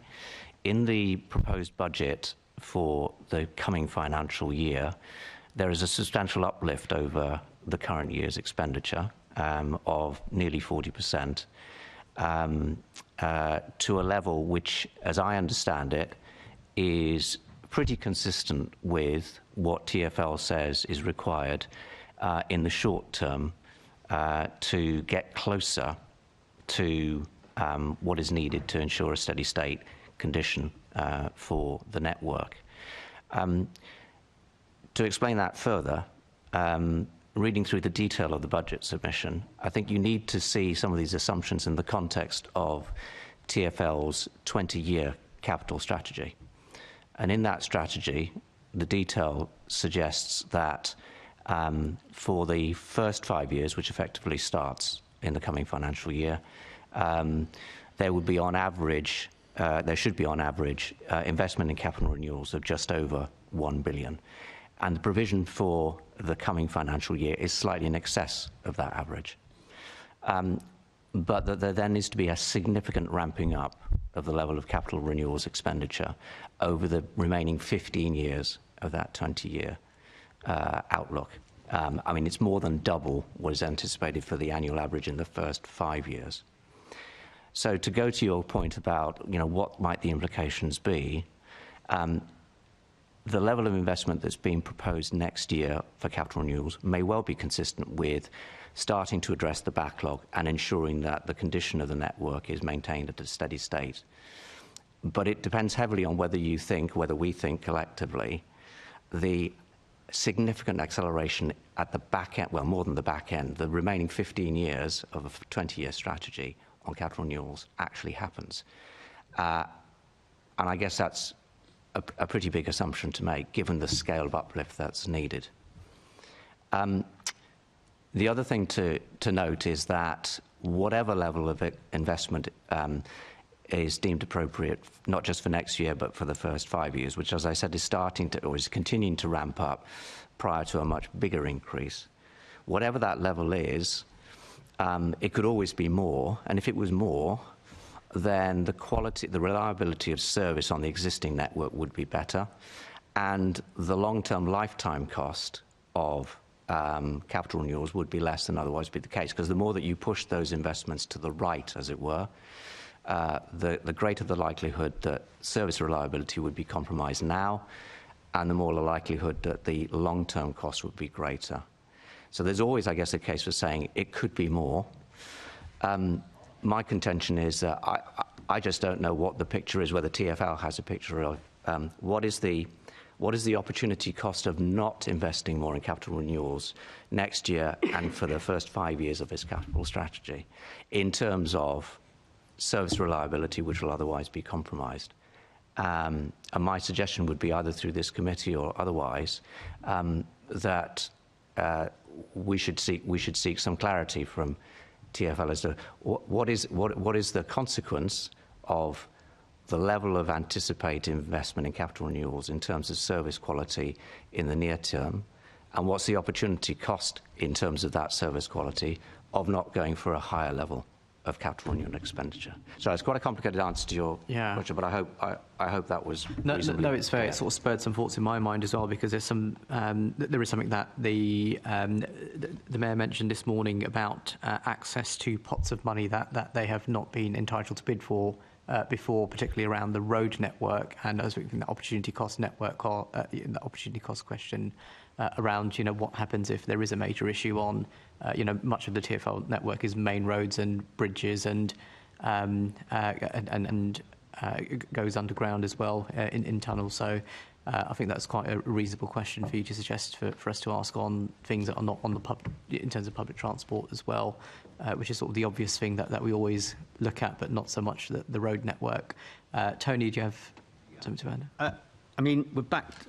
I agree with everything Michael said. I would just add that, and I'm reiterating something I said earlier, a lot of this is contingent on the spending review, which will be published next year. In that sense, the Assembly and the Mayor have an entirely legitimate role to make the case for that spending review, taking into account the two things that Michael's talked about. One is that just sort of maintaining the condition of the system as it is now, always a risk that will somehow be overlooked, as happened in the 70s and 80s.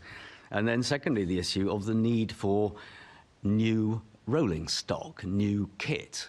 It's a curiosity of London policy that many people, including me, are in favour of extending the Bakerloo line, whilst at the same time the Bakerloo line is running stock, which, in other years, in other worlds, would be in a museum.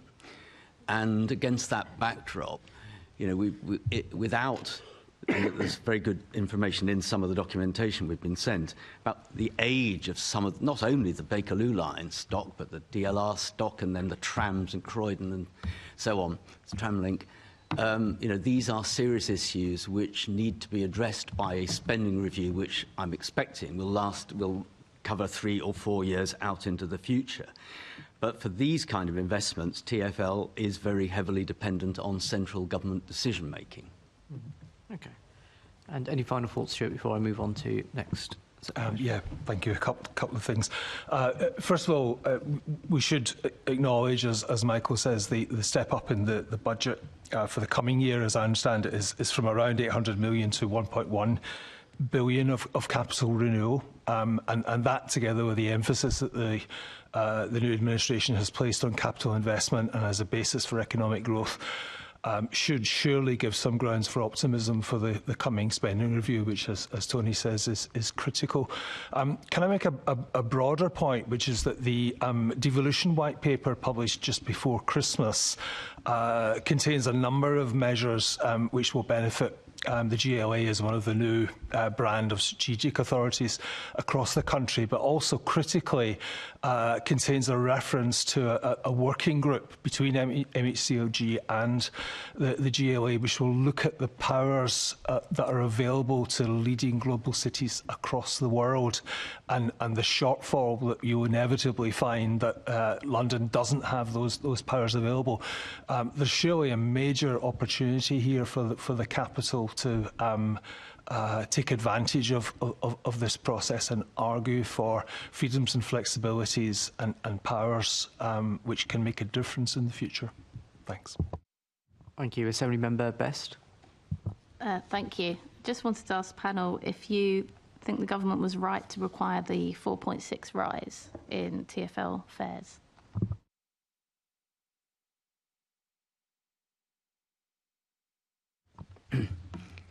Well, it's a risk of sounding like any government minister in any government. I mean, there's a balance to be struck at all times between... Sorry, cheap laugh, thank you.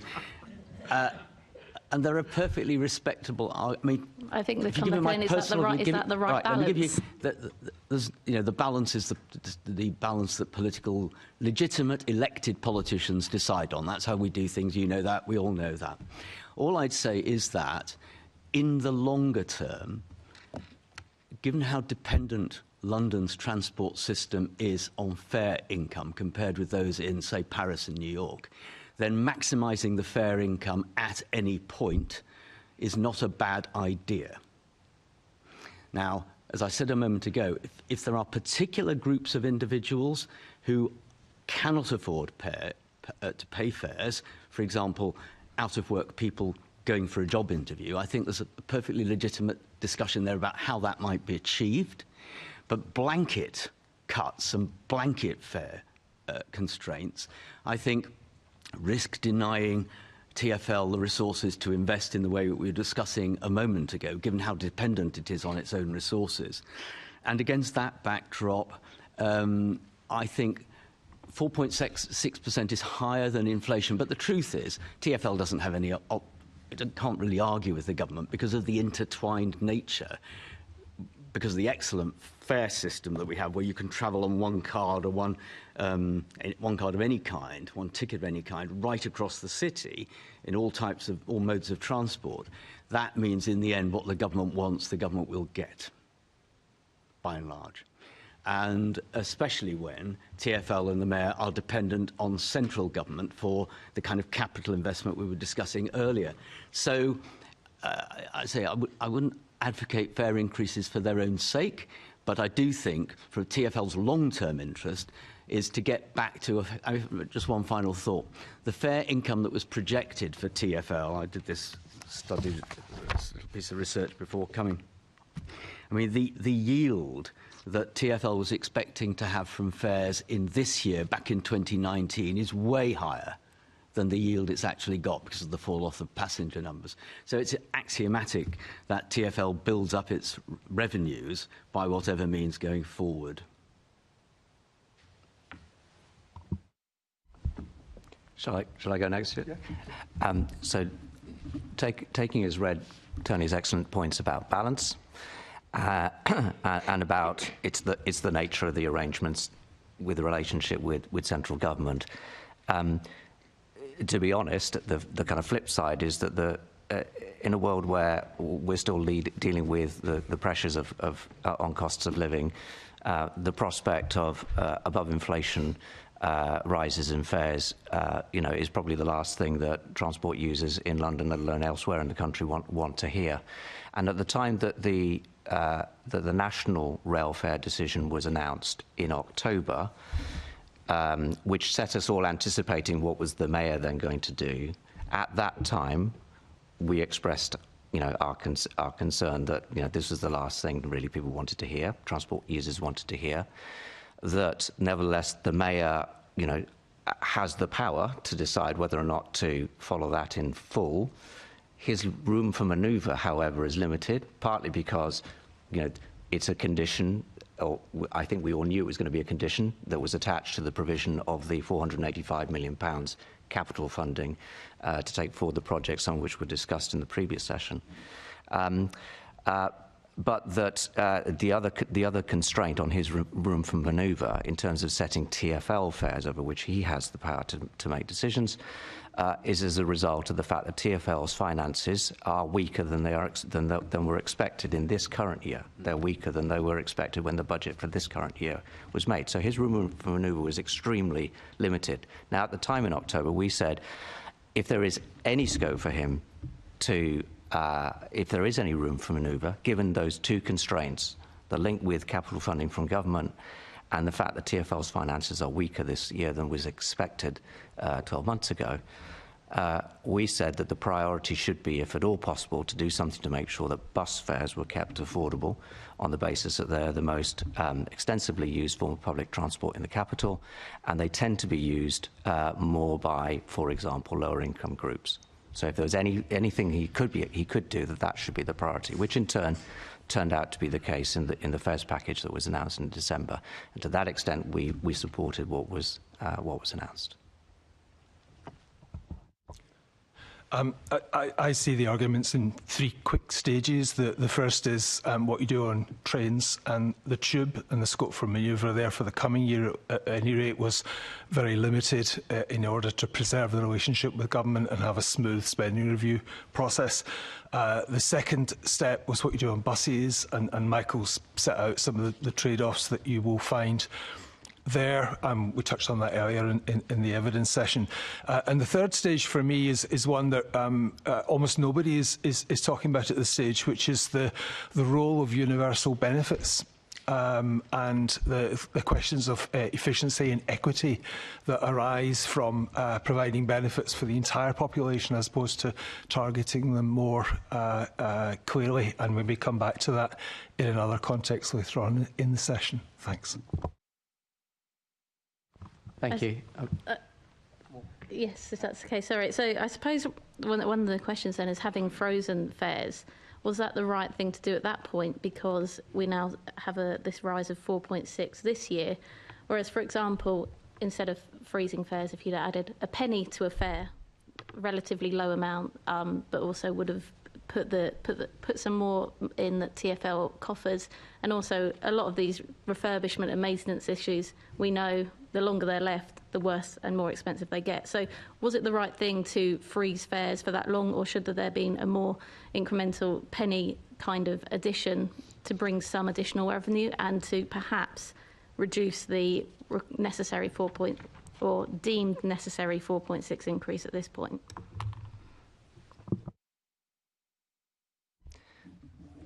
So for the sake of clarity, the freeze only applies to bus and tram fares.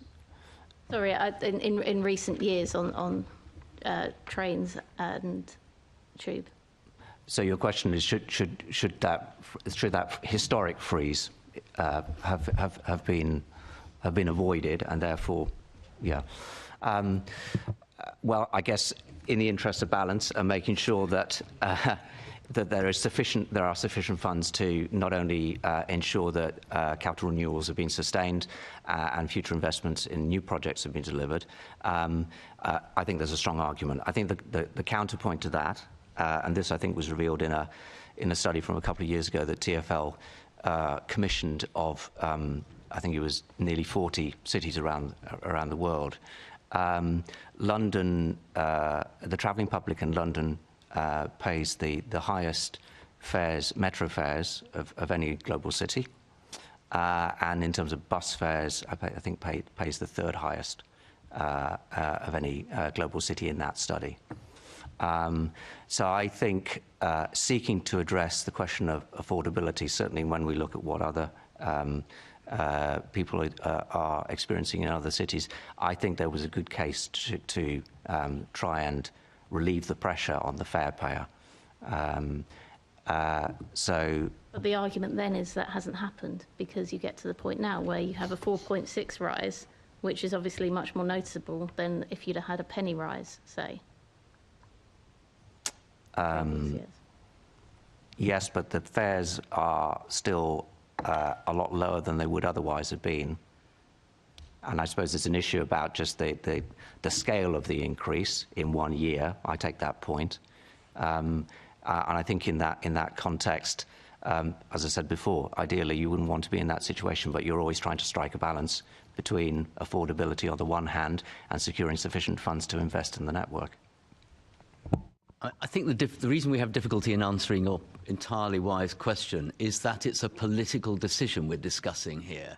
And in political decisions, you know, different mayors would come up with different answers. And there's a trade-off, isn't there, between fair revenue, either fare payers pay or taxpayers pay, or there's a cut in investment. That's the trade-off. And I'm certainly giving you the strong sense, as far as I can go, saying that I don't think reduced investment's ever a good idea. And then you're down to the balance between fare payers and taxpayers.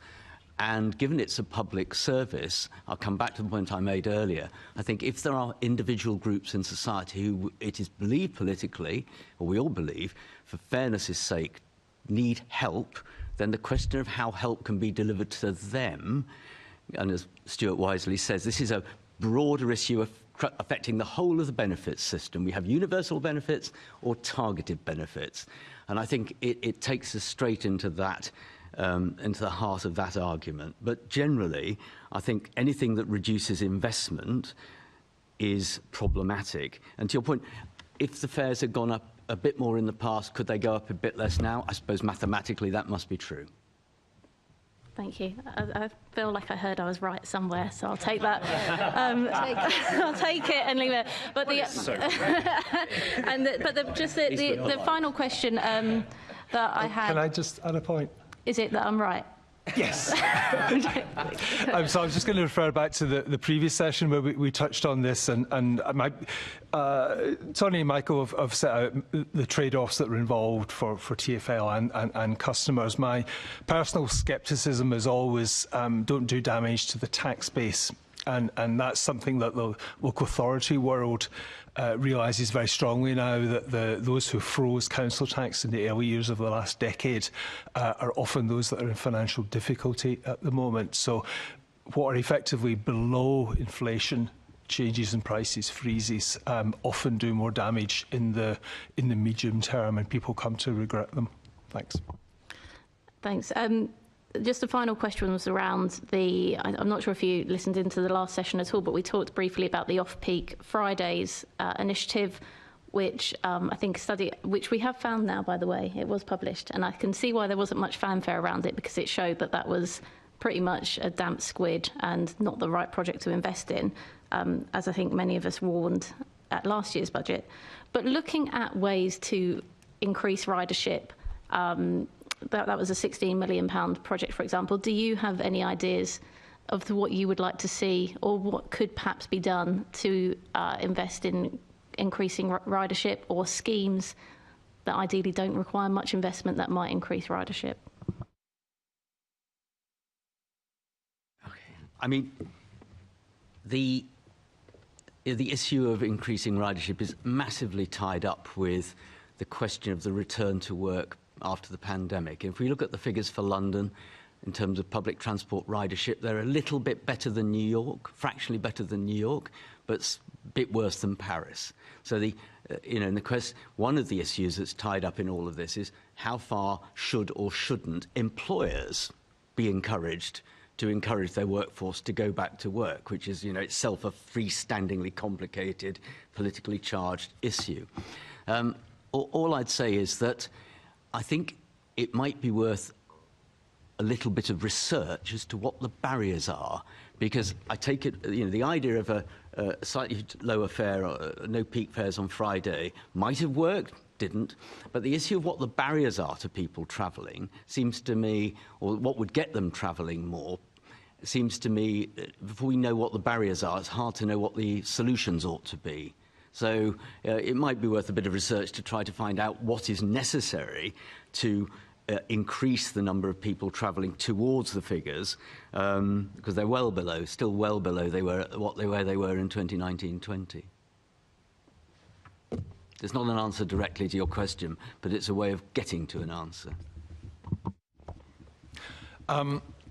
So this is a very changeable situation, still very, very fluid. I do think that people's transport costs are, if not secondary, not necessarily the most important thing that's motivating them, whether they come into the office on a particular day. There's certainly many other factors in play, and most especially perhaps on a Friday.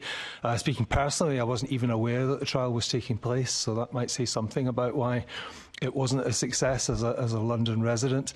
But research and information is the key thing, isn't it, really? Whether more flexible fare structures, or if there are other incentives or rewards that can take place for travelling at all, or travelling at different times of the day. We just don't know at the moment why people are behaving as they are, and how their behaviour might change in the short to medium term. So price and quality of the transport services being offered are, I guess, the two key elements in terms of looking at what you can do to try and increase ridership, but all within the context of what's driving the demand for movement in the first place, which I think was the point that Tony made very eloquently. The world has changed a lot in the last 5 years in terms of what's driving the demand for movement in London. It's still settling down, but it does look as if traditional working patterns have changed, and that's had a significant impact on ridership. But price still does matter. What you do with price and fares, in other words, still does matter. I think there's an issue about scale, and there's an issue about longevity. So yes, probably a disappointment that Friday fares trial didn't work. There's always going to be a question of, but if you sustained it for a period of time, would it have had a more significant effect than for 2 months or something that it was run? I just wanted to end with a thought on the issue about service quality. And to focus specifically on buses, towards the end of last calendar year, we produced a report on buses, their importance within the capital. What is it that the travelling public is saying matters to them in terms of the quality of service and getting them to use buses more? And the number one issue is to tackle the what at the moment is the increasing average journey time experience for buses. So the other way of looking at that is that average bus speeds have been falling, and that, as a consequence, is making bus travel less attractive. Tackling that would make a major difference, I think, to improving the attractiveness of the bus and therefore to attracting more people to use it. Thank you. Very quickly, because I want to move on to next. I mean, one thing none of us have mentioned, and I should have mentioned, is that, in fairness to all concerned, we're living in a country, London within it, where real household disposable income isn't rising anymore. Hasn't for a long time, really. And against that backdrop, it is going to Michael's point, which is what made me think about it. You know, at the margin, every journey is a little bit less attractive. And so until and unless a government can start to push up real household disposable income, TfL is going to struggle, other things being equal, more than it did in the past when such income was rising. You kind of prompted me. So would you say there's really nothing that TfL can do, and actually the focus should be on, maybe I'll be a bit extreme by saying nothing, but would a focus in terms of the Mayor and GLA's effort, in terms of wanting to get the fares box up, be lying elsewhere in the economy? No, I'm certainly not saying nothing can be done. I mean, the great thing about London, I know you're not, but I mean, London Transport's history, and I mean London Transport as opposed to TfL today, was brilliant at marketing. Probably no public transport system in the world has been better at marketing and branding over the last, since Lord Ashfield and Frank Pick. So I think we know from London's history that marketing and branding are capable of attracting people to products, or in this case, services. So I wouldn't want to sound as if this was a counsel of despair. And I do think thinking about how marketing and branding could be used is probably part of the mix. Thank you. No, I think I do recall some press activity from TfL over sort of the summer period that we had, which I think the fares box actually performed quite well over that period. I want to move on to the next section. So moving to my left, Assemblymember Mahfouz. Thank you, Chair, and thank you, Stephanie, for waiting so patiently during that transport section. So I'll come to you first on this because it's about housing. And we know that there's over 65,000 Londoners in temporary accommodation. We're in a significant housing crisis, probably the worst I think any of us have seen in our lifetimes. We've got a very, very ambitious house building targets, both in London previously, but certainly under the new government now as well. Before we come on to the MDC and LAZs that we talked about earlier, what would you say are the main challenges in reaching those ambitious house building targets? Thank you very much, and Happy New Year, and apologies I can't be with you today in person. So yeah, I mean, absolutely right. There is a huge challenge, particularly in London, in terms of the provision of new and delivery of new homes. The government's ambition to deliver 1.5 million over this Parliament is certainly ambitious, but we actually agree that that is the right pathway. There needs to be ambition and a bolder approach to delivery of new housing in London. There are a number of challenges within the market. So construction costs, high construction costs are clearly one of these. The high cost of debt as well in terms of delivery. But there is also, we are running through a very complex planning system and also a complex regulatory environment where that has had a significant impact in terms of the delivery of all homes, but also affordable homes. And I think when I last attended this session with the London Assembly, I talked about the provision of 106 homes and the inability for developers to move forward with these because they're unable to secure an RP partner, and that comes with long-term issues around rent settlement deals. Although the government has consulted on this at the moment, or consulted on this in December. But also around a longer term and more flexible approach to the Affordable Homes Programme. So there are a number of factors that need to come together in order to provide greater certainty for developers to move forward and drive those investment decisions. Thank you, Stephanie. Before I come back on some of those points that you've raised, anybody here want to come in on that? Stuart?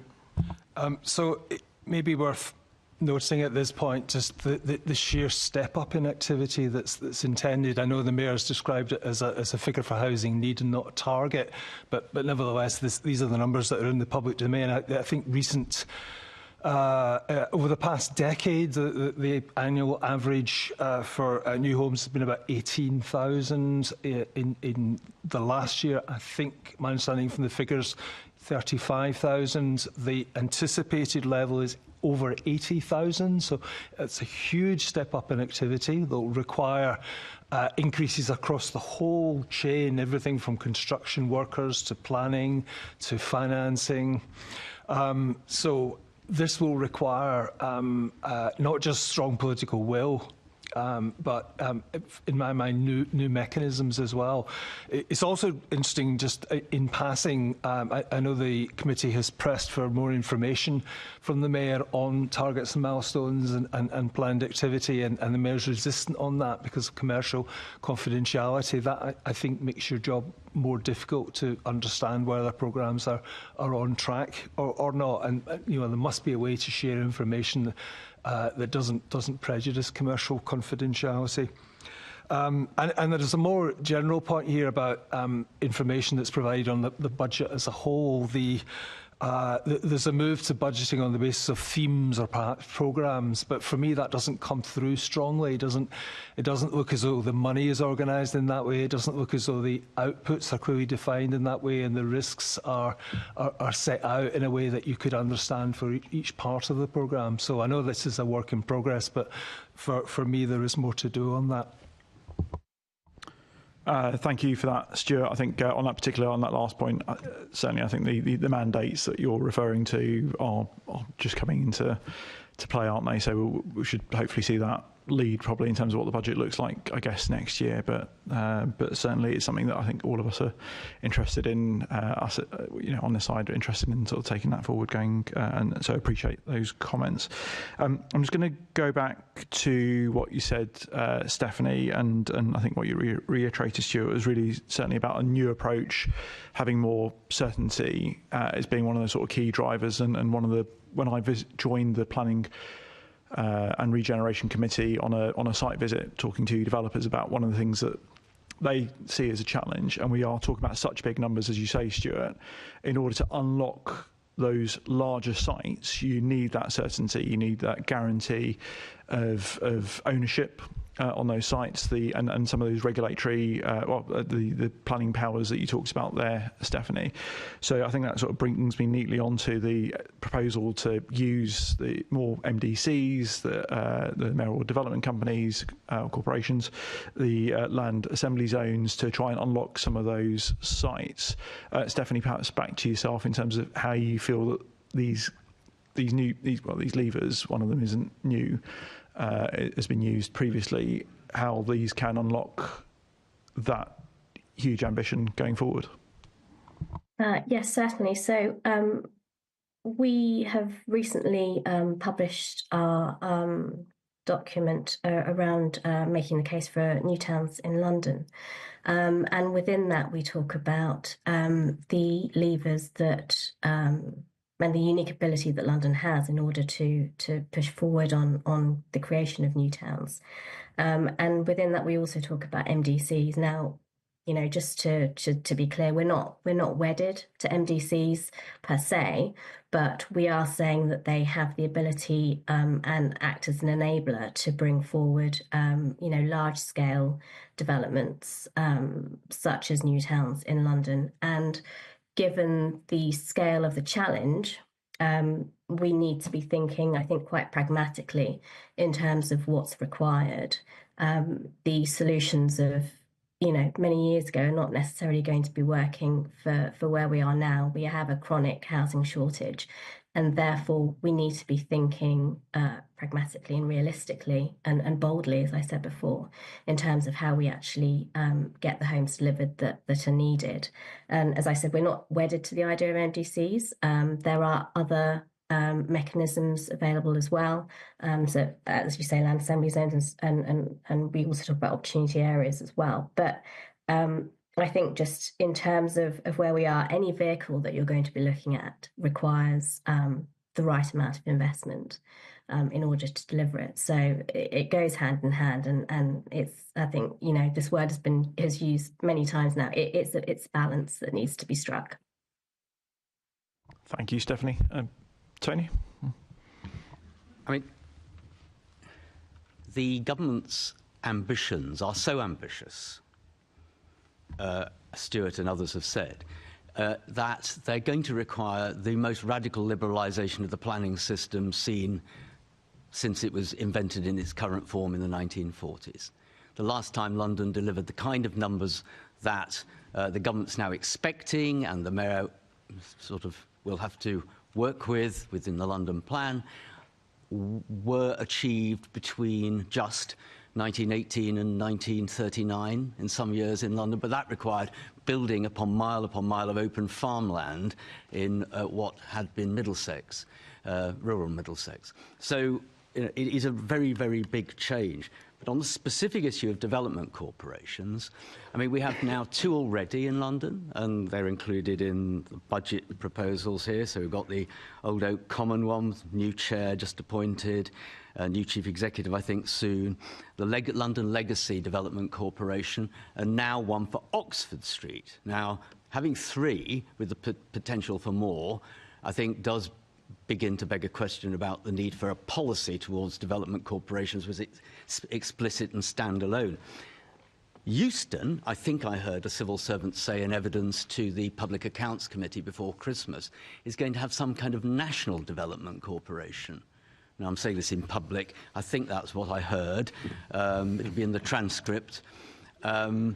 That would be a very different thing, and it would beg questions that they all beg, which are, and the Mayor touched on this in his evidence earlier, he talked about the need for land assembly, which I think I would personally see as the need for the capacity to do compulsory purchase more effectively and efficiently.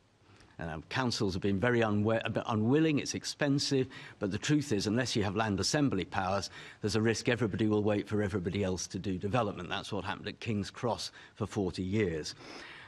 You need to have, now the question of Battersea Nine Elms, there was a tax increment finance deal, which I'm absolutely certain will be needed at Euston, even if it's a national one. And I think the Mayor implied, because he talked about third-party contributions, for Oxford Street. So then you need now tax increment finance powers, which have to be granted by the Treasury, and experts in this building negotiated the one for Battersea Nine Elms, are a further step down the road to something different. And then thirdly, you need planning powers. Very unpopular for the London Docklands Development Corporation, handled more gently, but never popular with the boroughs wherever they occur, when they've occurred subsequently. And last but not least, anybody chairing or as chief executive of these development corporations needs access to ministers to stop all the public sector players involved waiting for the others to develop so that they can maximise the yield that they get from the project. So there's an enormous degree of thought needed to make development corporations deliver in the way that I think it's now increasingly seen that they will be required to deliver. So you both talked about investment, and we'll come back to some of those points, but just in terms of the current MDCs that we have that you've referred to, how do you feel their performance has either supported or hindered the opportunity to get more on the table? I'm speaking too much. I mean, I think the legacy one, the Olympic Park legacy, I wouldn't say had an easy job, but given the massive amount of momentum and public money that went into the Olympics and subsequently, I think they have continued to deliver, at least on the park, in a sort of fairly consistent, planned, described, delivered way.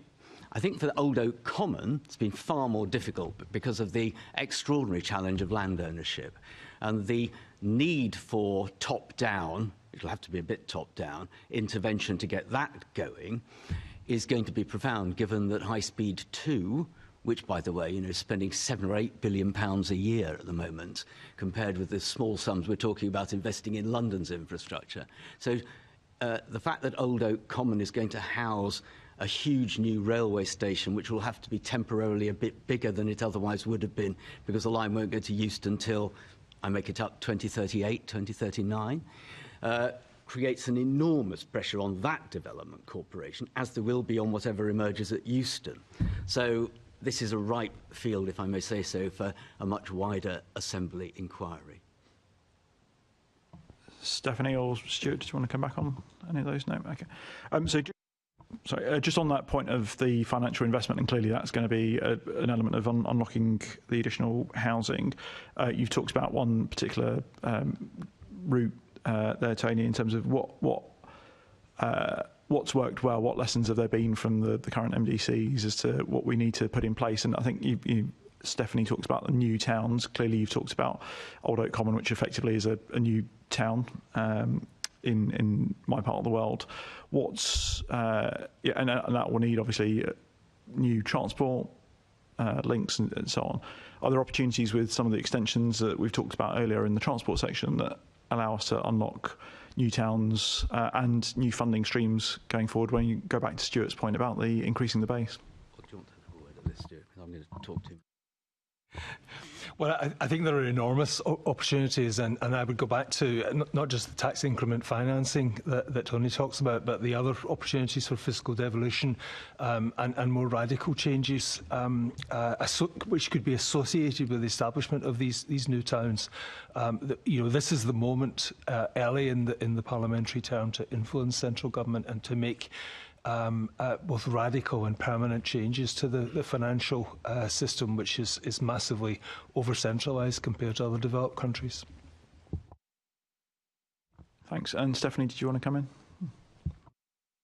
Yeah, I mean, just to add, I mean, we in our report we talk around the various ways that you could establish new towns. So looking at the different mechanisms, the beauty of an MDC is it can cut across local authority boundaries, but we also talk about the opportunity areas and urban extensions as well. So, as I said before, I think whichever vehicle you use, it has to have the associated infrastructure to enable to support that and support the local community as well. Yep, Tony.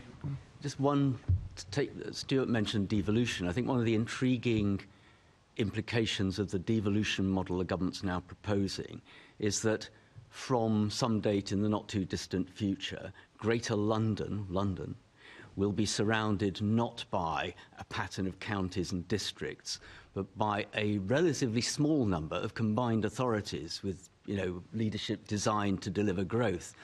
And the capacity for London and those much smaller number of authorities to work across the wider southeast and east region, I think will be easier if it comes about in the way it's described than it has been in the past. And certainly when it comes to issues such as town extensions and new towns outside London, but within London's purview. Thank you very much. I'll hand over to the next question. Thank you. Assembly Member Polanski. Thank you. Stephanie, I'm going to jump back into some of the detail that we just spoke about, but I want to zoom out for a moment and just ask, are the housing commitments in the Mayor's manifesto deliverable within the resources set out in the consultation budget? Always a difficult question, and I won't be able to, it's not a yes or no answer. I think that the ambition is right, but there needs to be, it comes down to many factors. It comes down to, the level of funding that's required.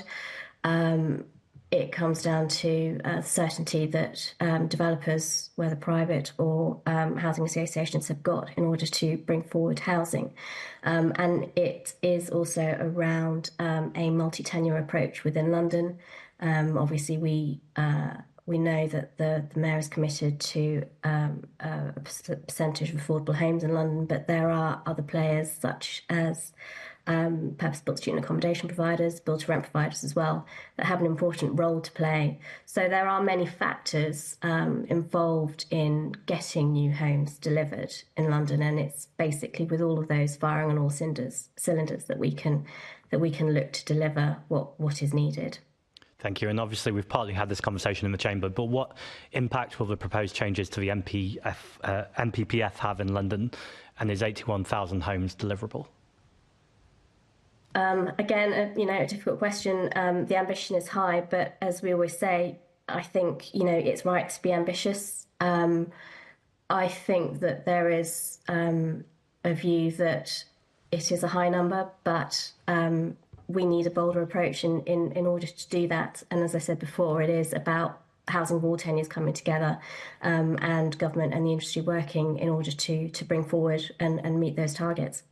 Thank you. And I don't know if you saw the earlier panel that had a conversation with the Mayor, particularly about retrofitting and the benefits of a multi-year settlement. It's just to ask, is the industry recognising the kind of benefits of decarbonising London's housing stock? Yes, and decarbonisation of housing stock is important. Retrofit is important. But we also appreciate that, particularly for where housing associations are concerned, this is taking up a lot of their financial resources. And so that is important. So it's important that we are able to secure a longer term and flexible affordable homes programme, but also a longer term and more certainty around rent settlements. Thank you very much. Tony. Just something that I think is implied, and Stuart touched on this earlier, both by the retrofitting demands, but separately by the massive increase in the number of homes to be built, assuming the targets are hit, is there's going to be a huge need for a workforce. And that takes us in one step into the underfunded and underloved further education world, which rarely gets public discussion or public policy interest. So I do think that the extent to which FE colleges can bring people up to the skill level needed to work in this massive expanded demand for construction skills. Because if they can't, then there will be, and Stuart implied this, the need for a substantial increase in international immigration, which you only have to say, doesn't come across as the most likely next step in public policy in the UK. So I think FE is further education and skills training, as I say, a Cinderella, absolutely needs to be given primacy of place if the workforce needed for all this extra construction is to be found.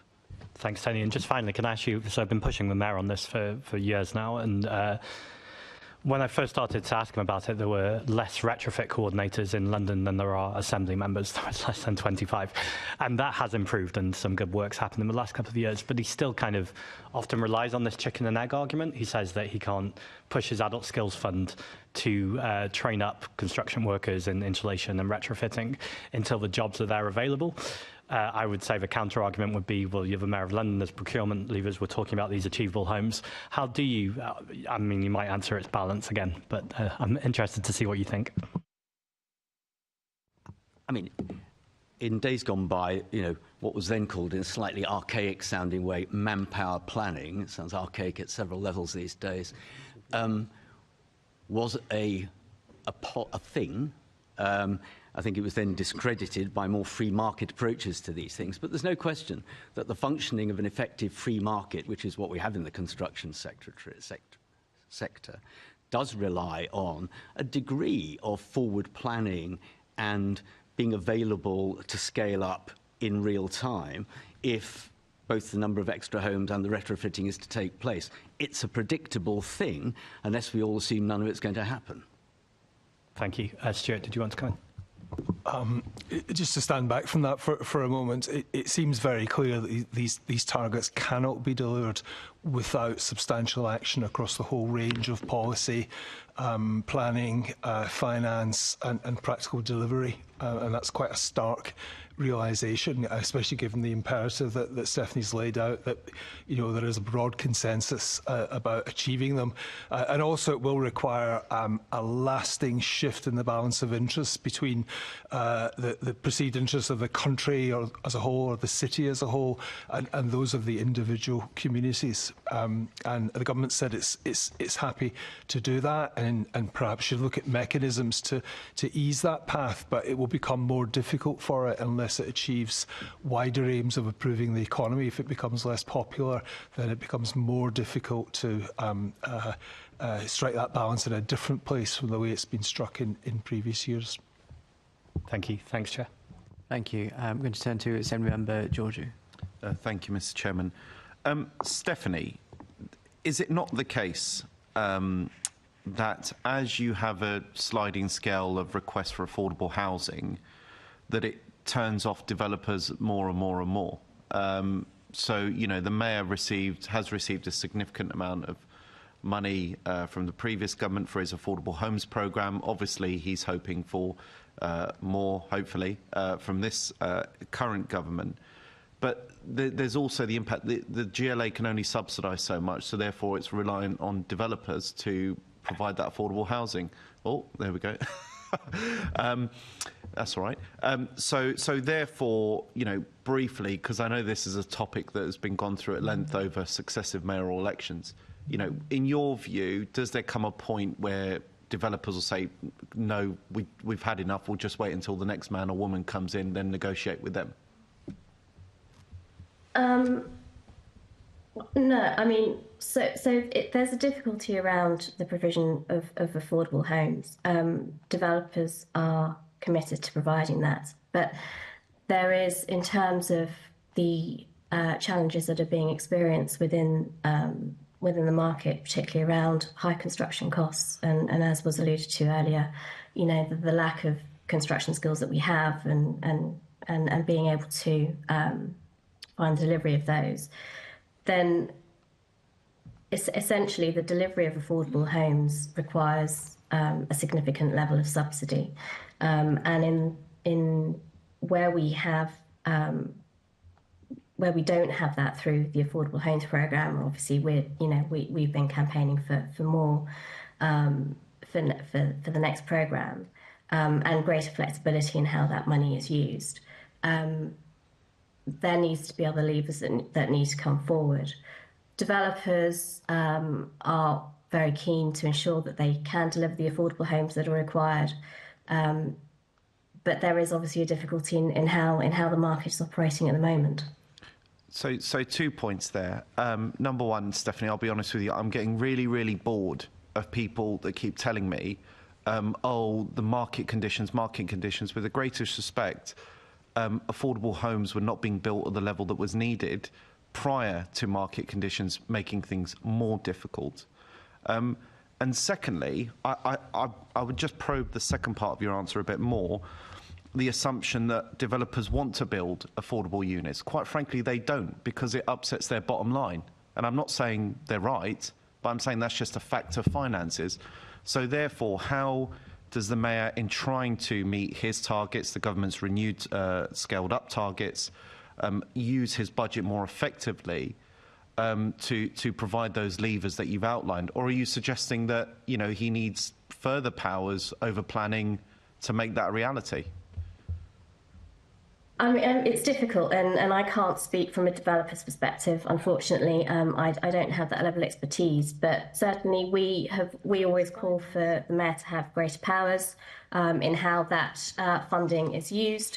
But also, as I mentioned earlier, through the Section 106 market, for example, where developers are unable to secure RP partners, and that's not the fault of housing associations. It is, and sorry to come back to this again, but it is the market, and it is those sort of long-term issues around rent settlements, long-term rent settlements, as I've already mentioned, and also that flexibility around grant. So this may well not answer your question, unfortunately, but it is a multitude of factors that come together to create what is a very difficult operating market. I can't speak on the technicalities because I'm not a developer, unfortunately, but from what we're seeing more generally, this is what's causing an issue. No, so thank you. But so there was a report done by Business London, so there was a briefing note about difficulty finding approved housing providers to take on the affordable units from new developments. So therefore, should we stop perhaps messing about with developers and in terms of looking at applications and instead look at buying up units within newly, buying off plan perhaps early on, rather than providing grants?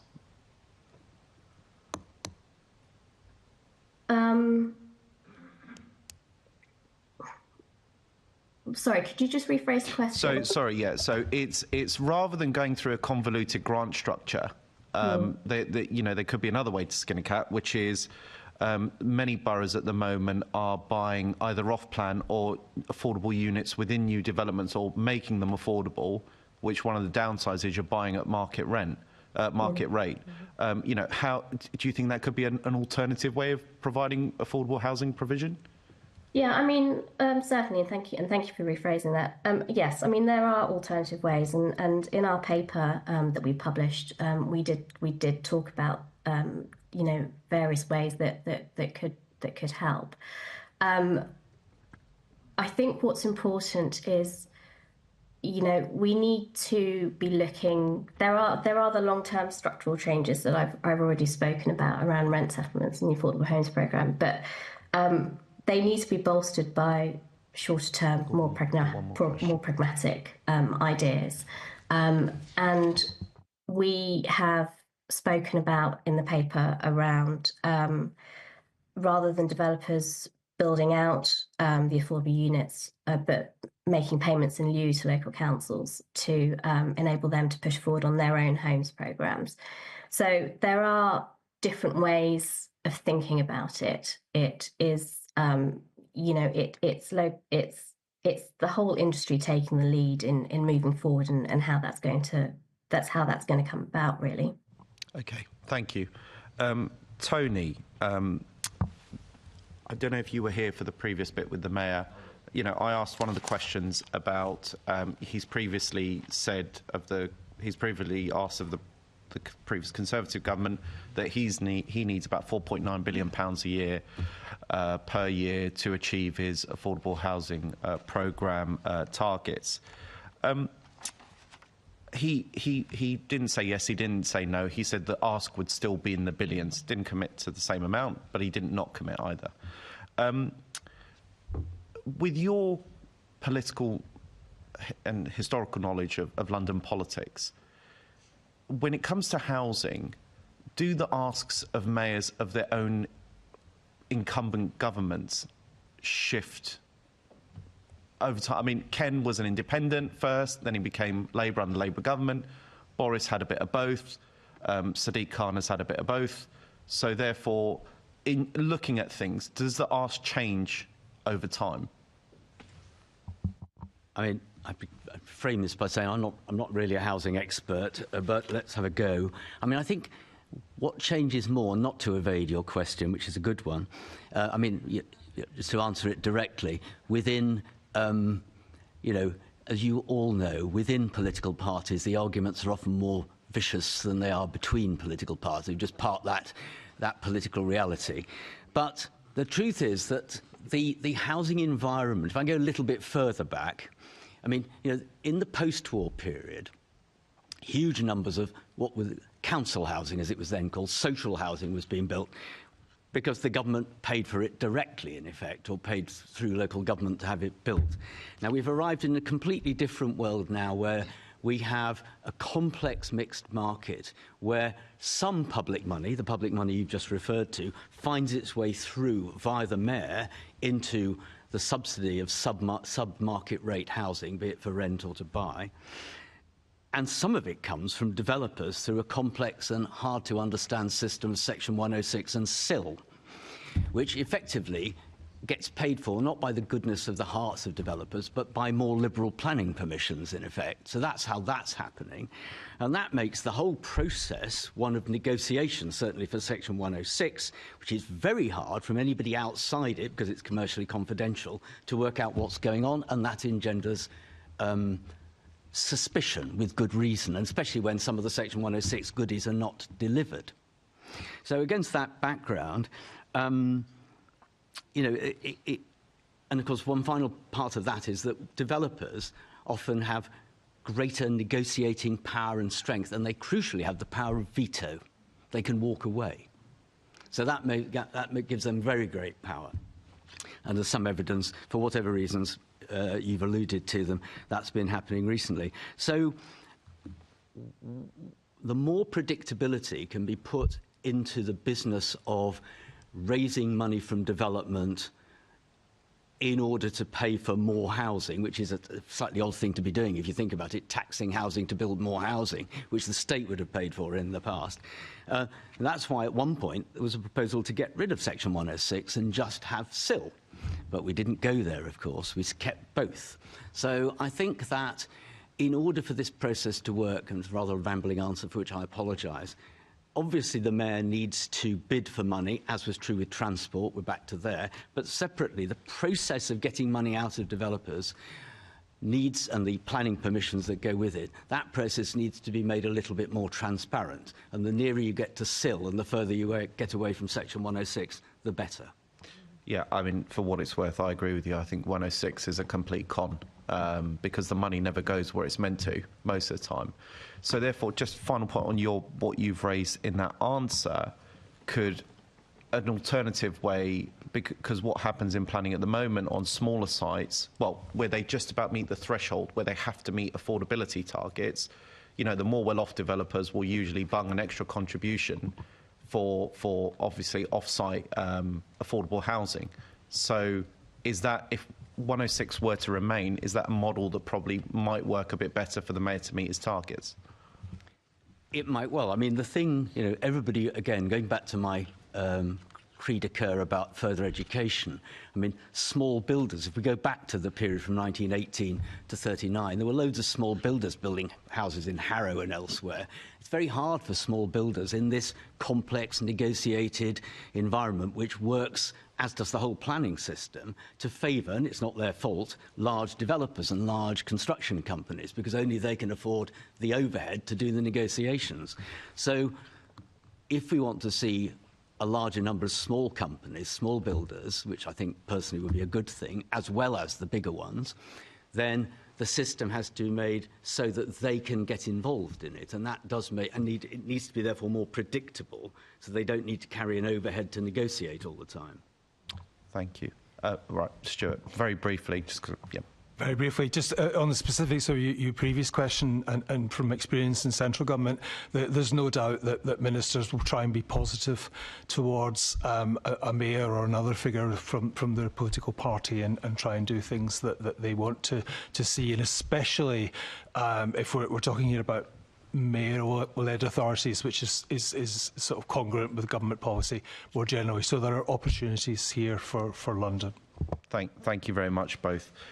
Now, this question is a bit tricky to decide between you who may want to answer it, but it's about free school meals. But I would say that, so we avoid the chairman glaring at me as he is right now, that we perhaps just one or two of you, and then keep it relatively brief.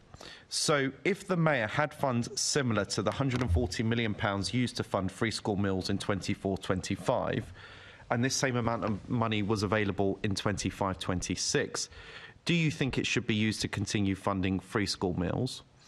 And do you have any additional suggestions on where these funds could be allocated? So I can make the point that I failed to make last year, which is that it seems to me that universal free school meals is a very bold piece of public policy making with potential significant upsides, but it also carries what economists would cruelly call significant deadweight costs. And put in stark terms, that's the children of well-off parents having their meals paid for by the taxes of low income earners. And so that cries out for me for a serious piece of evaluation to be done to answer the questions that you put, which could also potentially be used for across the country as a whole. I'm going to reiterate a kind of answer I gave earlier. This is a political decision, and a different mayor might have made a different political decision. I didn't say that without thinking that. I didn't try not to catch your eye. So I think that, within the bounds of politics, it's entirely legitimate for this mayor or another mayor to make decisions about the use of a particular sum of money if they think it's the right thing. I agree with what Stuart said 100%, by the way. So I think that because it's political, and another mayor might have legitimately made a different decision with the same money, it's quite hard for us to say whether it's the right or the wrong thing, because, clearly the money could have been used for something else, and one of us or others might have thought that was better. But I don't want to kind of get into arguing with individual political decisions, because they're political, and that's why we have politics, which is why I like it. I think that's completely fair. So I guess my last question then, Stuart, based on extrapolating what you've said, essentially with the same amount of money, retain it, means test it, possibly, but to what's left over, use, don't put back in the kitty, actually spend it. I'm afraid I'm going to cop out slightly and say it is a political decision, but the evidence base seems to be not to exist at the moment. And so that is one possible approach, but there will be other arguments of equity and efficiency, which suggests that doing it free for everyone is the right approach. And I haven't seen any serious material that argues in one direction or the other. It may exist, but there's an opportunity here for a proper piece of public policy evaluation. Thank you. I mean, that does exist. I think there was an evaluation report that was produced just outlining the benefits and the impact of the policy. But I'll move on to Assemblymember Mahfouz. Sorry, I think it was just really on that point, actually. So towards the end of last year, there was a report that did show that the wider benefits, and actually I think, Tony, you made the point extremely strongly when we talked about transport, is actually that the wider context that we're talking about is that the cost of living crisis has hit families particularly hard in London, and actually making sure that children get that one warm meal every day, so they can focus on learning, is something that I've received positive feedback from teachers, from parents, and from children, and it also removes away the stigma and so on. So I think the evidence has been provided. The argument for a universal benefit has been made both by yourself and Tony earlier when we talked about some of the elements on transport. So actually, yeah, I think in terms of the question, the question is really in terms of. So I get, clearly you'd want to look at sort of value for money of that proposal. So what would you expect to see in a report? Clearly, appreciate you haven't read that report so far, but what would you expect to see from it?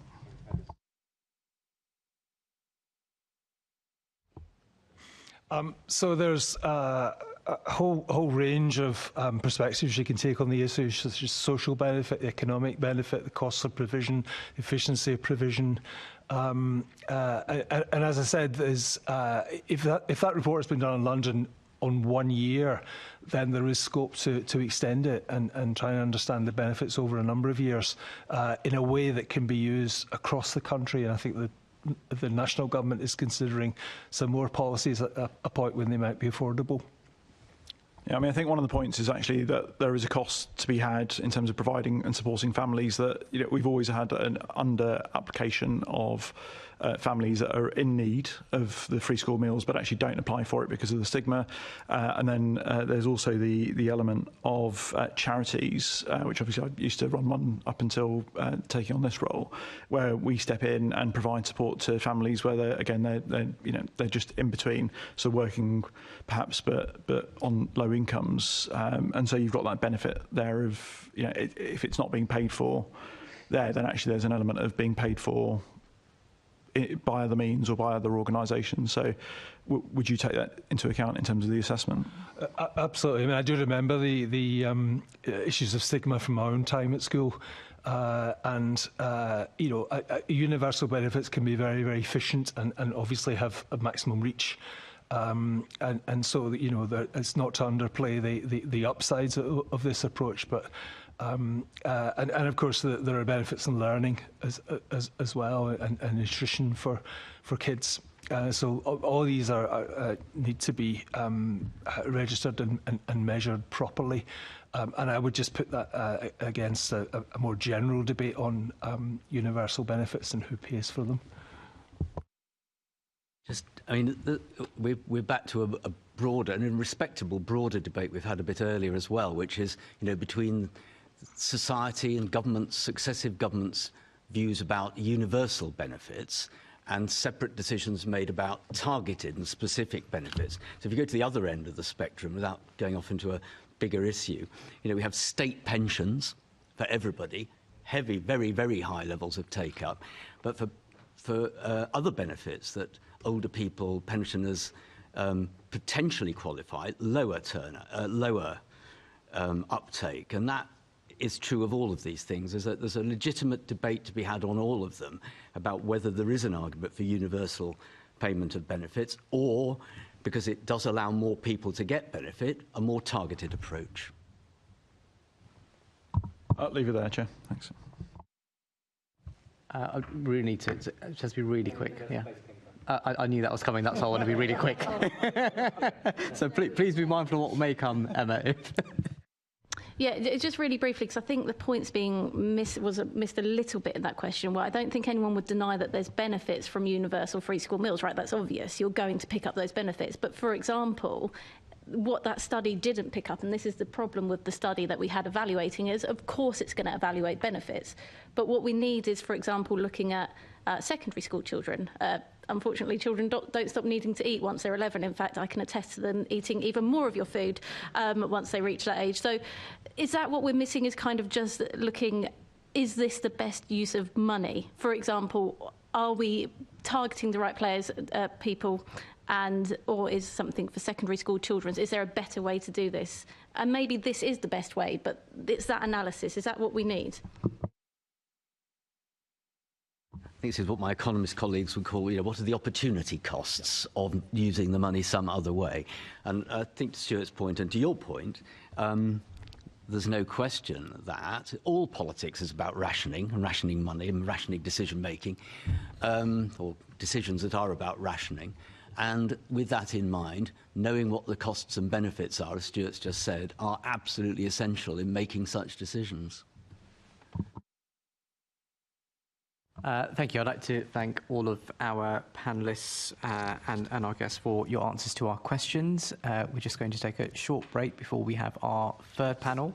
It's currently 12:32, so 5-minute break, 12:37 before we get the next panellists in. Thank you very much.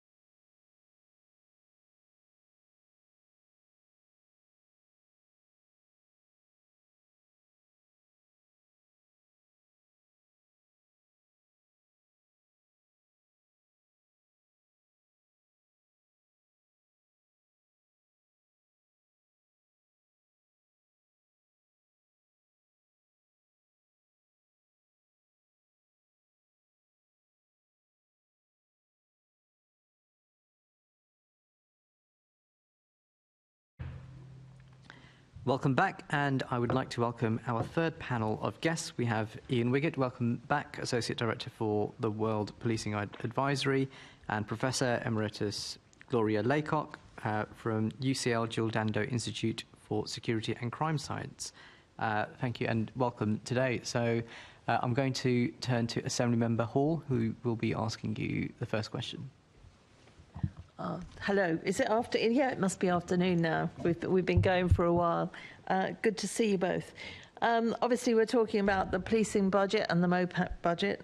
The Commissioner has warned that in a worst-case budget deficit scenario, the MPS may need to make a series of tough choices.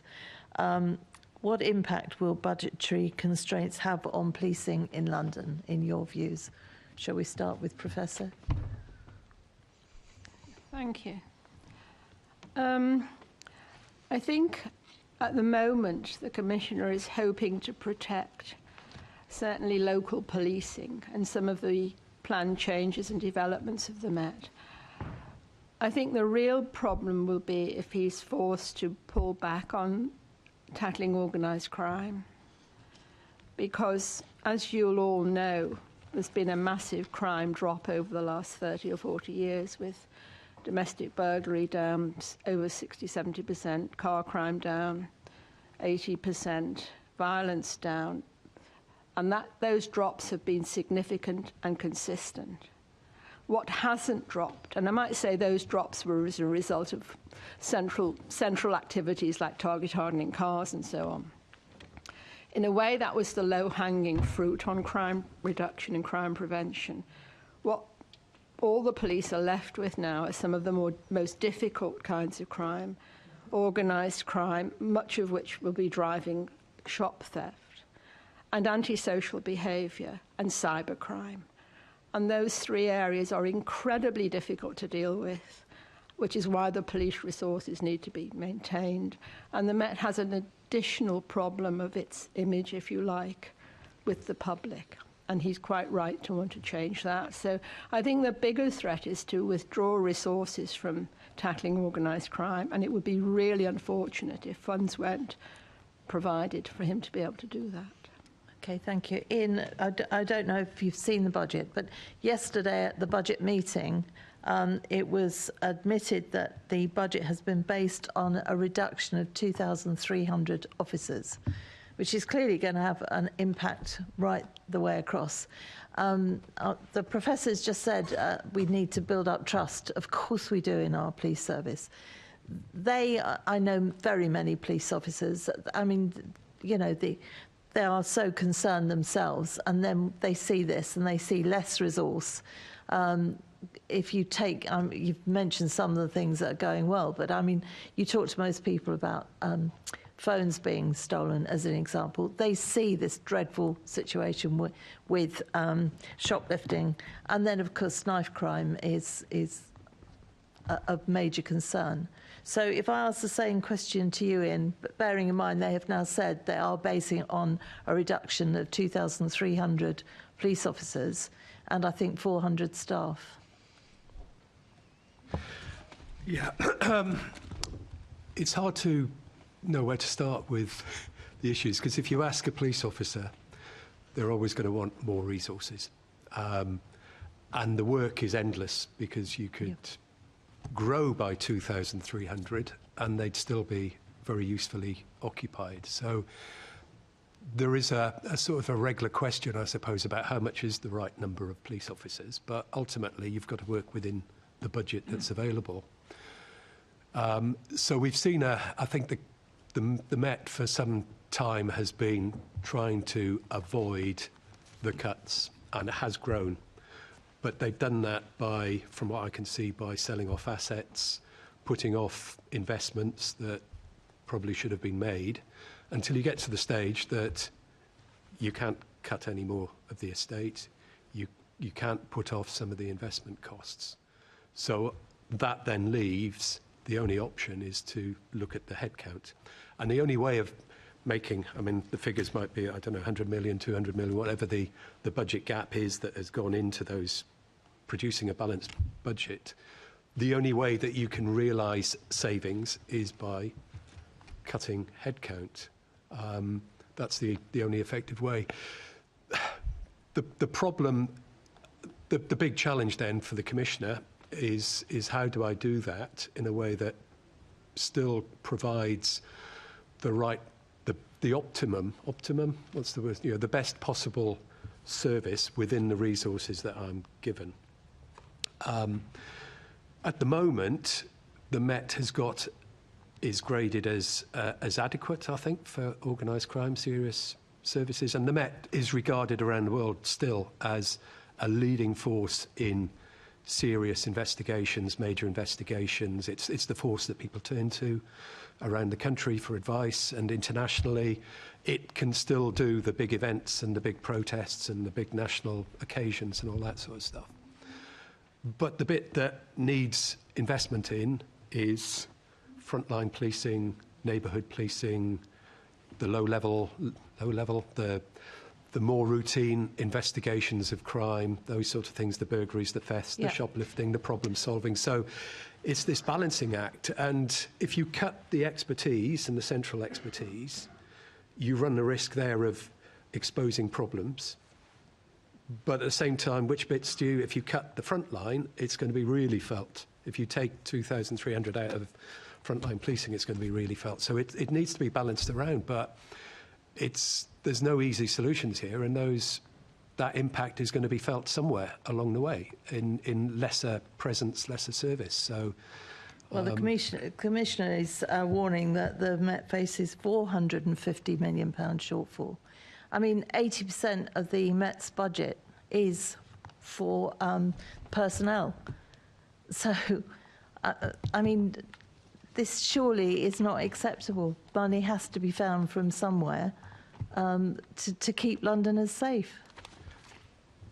Yeah, I think I'd strongly agree that cutting by 450 million is going to be a big impact, and it's not going to be easy, and it will be felt somewhere, and it will be, units are going to be affected and they might, there comes a tipping point as well, I think, where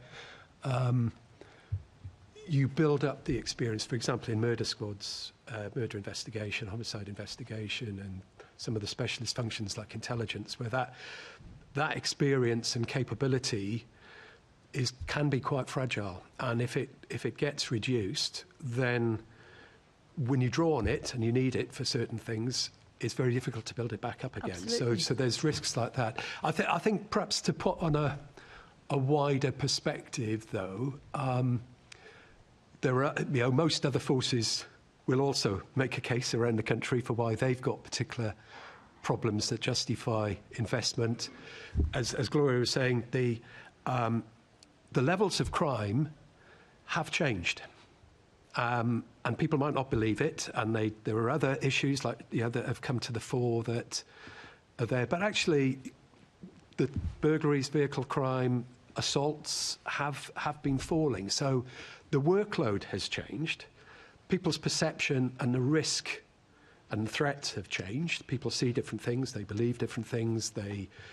Knife crime, shoplifting, organised crime links there. Those suddenly come to the fore. But we're not dealing with the problem. When I was working in London, burglary levels, robbery levels were far, far higher than they are now. There are parts of the country that have got bigger crime problems, worse crime problems than the Met. The Met's problems are somewhat distinct. And I think it's that capital policing fund, the NICC, that the Met gets. And I think the Mayor's made a case about that. Yes, and that has is not high enough and needs to be. And I think that's the... And that has, but it's a drop in the ocean. If we're going to lose 2,300...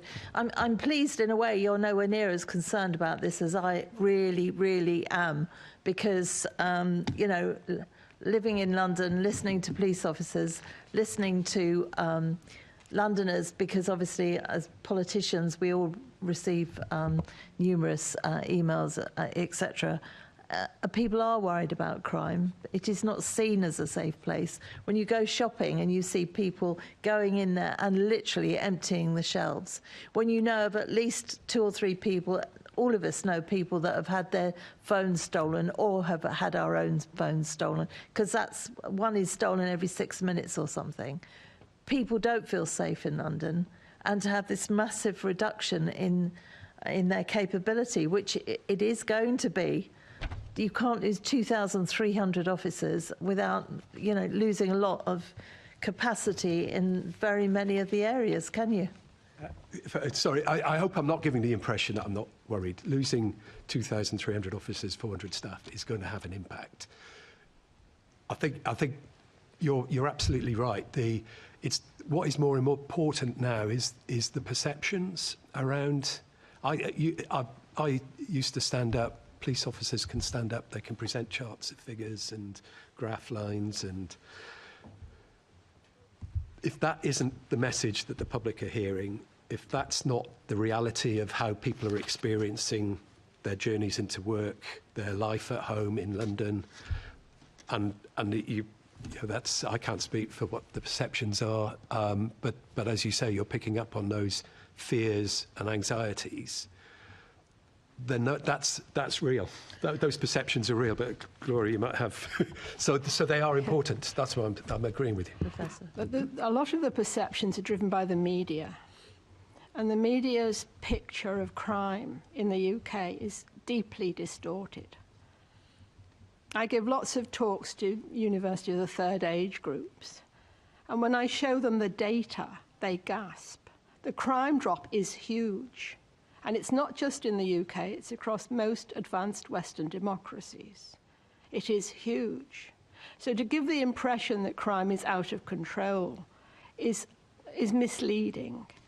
It's changed in its nature. I think gangs marauding through the streets with knives triggers some of us. I have to say that. Well, and I think when you go into shops and there's people emptying the shelves, I've never seen anything like that before. That triggers us as well. So, I think these things are being reported because they are happening.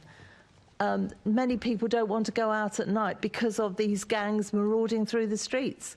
And I understand why people are triggered by that, because I am. I think historically, London is probably safer than it's ever been. And how many gangs are marauding through the streets? I'd quite like to know the answer to that question. That's not to say that something doesn't need to be done about it. And it's certainly not to say something doesn't need to be done about shop theft, for example. And that's very frequently organised crime. And the Commissioner is right to have been wanting to invest in those investigations. And he's also absolutely right to invest in local policing. But it's not just about numbers, it's about what the police actually do when they police. And if what they do is just patrol, that's not enough. They need to think about analysing the data, working out where the problems are, working with the stores. For example, McDonald's. Most McDonald's restaurants have a problem of a public disorder outside at night time. And that's why they're being talked to about better organising themselves. And the police have a role to play in that. So it's not just about numbers, it's about what they do, and solving the problems locally rather than reacting to them is a different way of working, and it works. Yes. Do you want to bring Gareth in? And then I'm going to bring in Assembly Member Roberts, who had a question on this issue. I do, thank you. I'm just thinking of the list of potential cuts which the Commissioner is considering in his worst-case scenario. We've mentioned the Royal Parks, we've mentioned forensic units, armed response units, mounted units, dog units, all of these very specialist areas which the police operate in. Do you think that the elimination of any of them is really going to have much of an impact either on the budget or on the ability to enhance frontline neighbourhood policing? And if there were to be any which you would say, no, that needs to be ring-fenced and not touched at all, are there any which you would be recommending to the Commissioner that he didn't go near? And that's for either of you.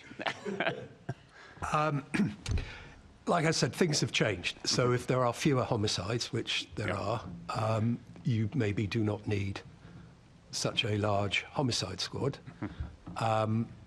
But you might be thinking about where can I direct those to. So I am concerned about the loss of specialist expertise in units like that can be lost very easily and take a long time to get back. So that would be one of the areas I think I'd need to be happy that I'm getting the balance right, that the balance is being, no, it's not me, is it? It's that the balance is being drawn right. And that might be something about, so I think there's been talk about the flying squad, the robbery squad.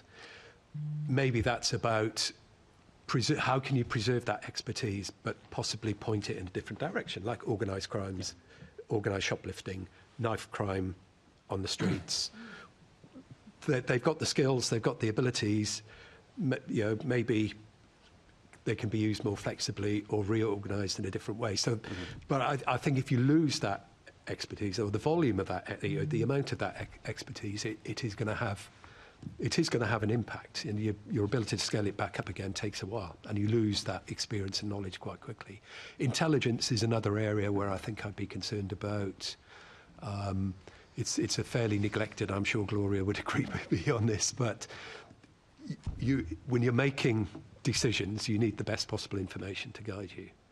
And if you're going to work effectively and efficiently, that should be information-led, data-led, intelligence-led. And if you cut that, then it gets to a point where actually you're working in the blind. Other specialist units, well, that's a difficult. You have to be guided. How many armed response officers do you need in London at a certain time? That's guided by threat and risk assessments. You have to maintain that 24/7. You have to be able to scale it up and down. There will be an absolute minimum that you cannot go below. Dogs mounted, you start going down the list, you think, well, at what stage is it worth having a unit if there's only one dog unit to cover the whole of North London overnight? Well, it becomes a bit, sort of, is it worth having one, actually, if it cuts, wherever level? So there becomes minimum levels where you think, actually, is this effective maintaining it, and where it's trying to work. So I think probably you need to try and get some answers, I suppose, about where's the professional view of what the minimum is. But a dog handler will say there's not enough of us. A frontline police officer will say, we could have more dogs, please, because whenever I call for a dog is never there. And so there's a lot of emotion around these things, but trying to understand what difference it's actually going to make it can be quite hard sometimes. And again, I'll come back to that, that national comparison. You go to other forces and this is luxury. Some of the resources that Met have got are absolute luxury, but necessary, obviously, arguably, in a city, in a capital city. Yeah, thank you. I do agree with you that it sounds as though cutting the dog unit and the mounted branch and chipping away at what looked like small stuff is not going to deliver £450 million worth of savings.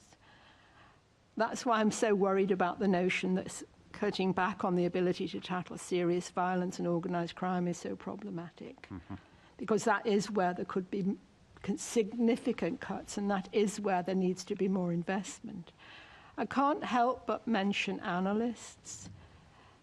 I think what the Met has to do is work differently. As you cut staff, you have to work differently. And thinking about how you should work differently has to take me as an academic, obviously, to data, to its analysis, to its understanding, to basing activities on the analysis of that data. So I would be really worried if the Commissioner were talking about cutting, when he talks about cutting staff, talking about cutting analytic capacity. Because that's where there are potential big savings in terms of crime prevention and improving the service to the people of London if you really understand the crime problem. So when you say there are hordes of people knifed and gunned up, marauding the streets, where are they? How many of them are there? There's a very famous work done in the United States, and a study by David Kennedy looking at juvenile homicides in Boston. There are gangs of people all over everywhere. It's terrible. They get around the table and they count them. And then they say, okay, there's 25 gangs, let's say. What we're going to do is stop them. And they get together with the probation service and everybody, and they arrest the worst ones, and so the next lot don't go up. They call them into a meeting and say, we've got you in our headlights.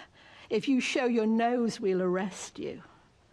They cut juvenile homicides massively in Boston. And that deterrent, it's called targeted deterrence. You are on our radar and we will arrest you. Now, you can't do that with a lot of people. You have to do it really, really on the basis of outstanding analysis. And if you've got no analysts and you've got poor data and you don't know how to analyse what you've got, you can't even get off the starting grid. So there are things they could do differently, I think. Mm-hmm. And I think the Commissioner is alert to that. And through the GRIP funding, for example, some of the staff are being trained in problem solving and data analysis, but by no means enough. Okay. Thank you very much for your responses. I think I'd just sort of build on that and say, I think this is neighbourhood policing. Mm-hmm. You know, sort of targeting knife gangs on the streets, targeting organised groups going in and it's wrong to call it shoplifting, isn't it? It's the blatant theft, and I've seen the videos as well, you know, it's shocking. That's neighbourhood policing. Mm. So thinking of neighbourhood policing as a PCSO, you know, sort of going on general patrol looking for problems or speaking to community, that's a very important part to build a context. But tackling organised crime threats, tackling serious crime threats, tackling local problems, these are local groups in local areas having local problems. That's neighbourhood policing. It just requires a different sort of capability, and we might not badge it as neighbourhood policing, but it is understanding communities and working to solve the problems in those communities with using the skills and resources that are required to deal with that problem, which could be gun crime. We had gun crime in Manchester when I was there. It's neighbourhood policing. You're not going to solve it with PCSOs and street corners, but you've got to build those community links. You've got to attack it on several levels. But the first bit is there are people out there shooting each other or attacking each other with machetes. We've got to tackle that problem. And I know the Met is working hard on that. You know, it's whether that's seen and appreciated is obviously an issue that you might want to pick up on. Can I just come back on one point, and that's abstractions from local policing.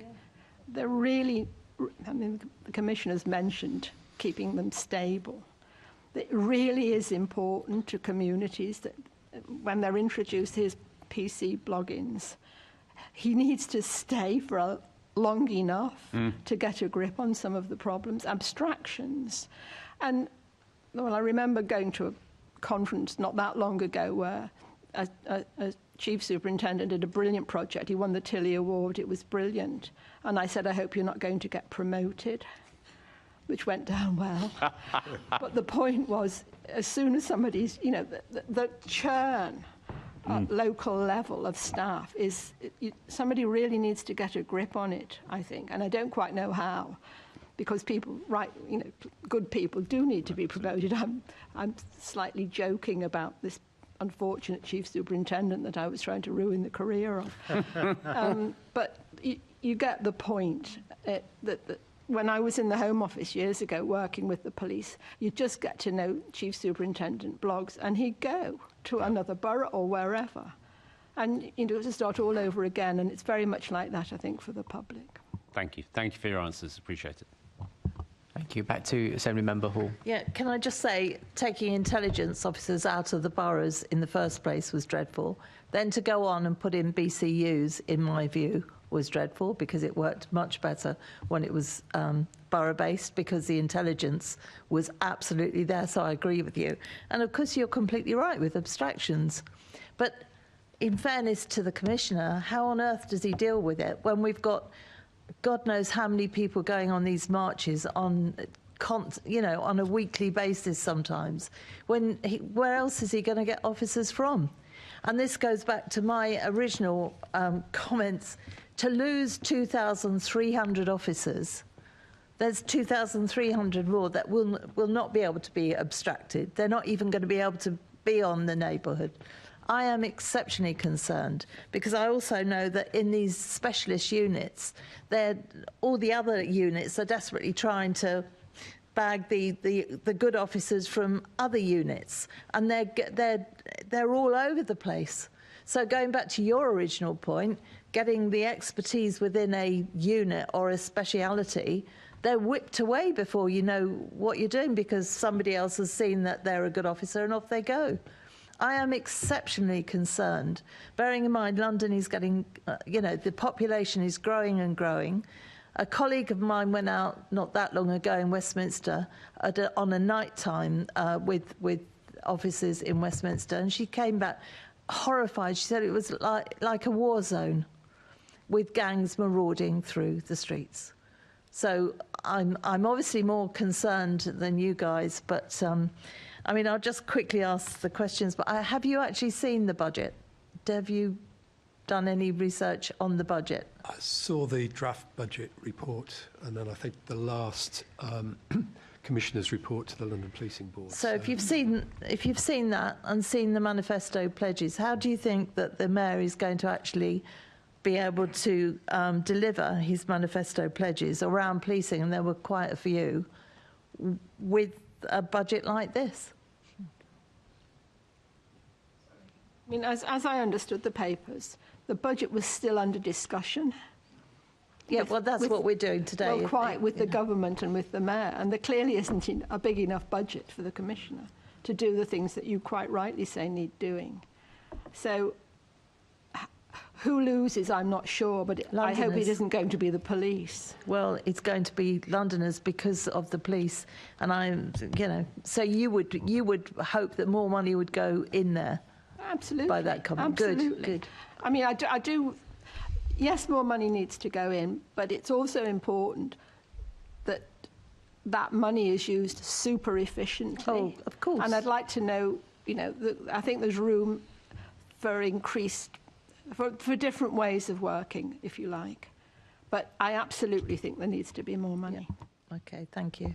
I think most forces are having to make savings. Their budgets are balanced on the basis of making savings. Whether the proportion of the percentage of savings that the Metropolitan Police have to make is out of kilter with other forces, we won't know until somebody gets all the force budgets in and we can actually see what figures we're talking about. Every other force in the country, I think, is likely to have the police precept set at maximum level, and that's already higher than it was in previous years. The central grant, in effect, has carried on from last year. So other forces have still got money for the recruitment uplift, the 20,000 uplift, which the Met lost out a chunk of money out on that. So what is lacking, I think, is stability, clarity about the picture beyond next year. There's an issue for next year's budget, but then what is the budget going to look like over the medium term beyond that? Is there going to be a different expectation from central government? What is funding going to carry on like? Is the Capital Cities grant going to So there's lots of unknowns, and I think that's the big challenge for policing. Well, they are. And the Met has lacked that stability. It's been, for several years it's been like that. Yeah, and when you run such a big organisation that we depend on, it's very concerning. To achieve 2,300 officer cut, the first question is, will that be met through natural wastage? And I think they'll be struggling to do that. I think there's about 1,700 a year leave the Met on average. So although retention has been an issue, it might be practically difficult. It might not be realistic for the Met to lose 2,300 officers simply by freezing recruitment and not replacing officers that come in, because that's the only way they can do it. the other issue then is, where do those officers go from? So you might have, out of the 1,700, 1,800 that are going to retire next year, leave the force, not complete their recruitment, start the recruitment and then walk out on day 2 from training school.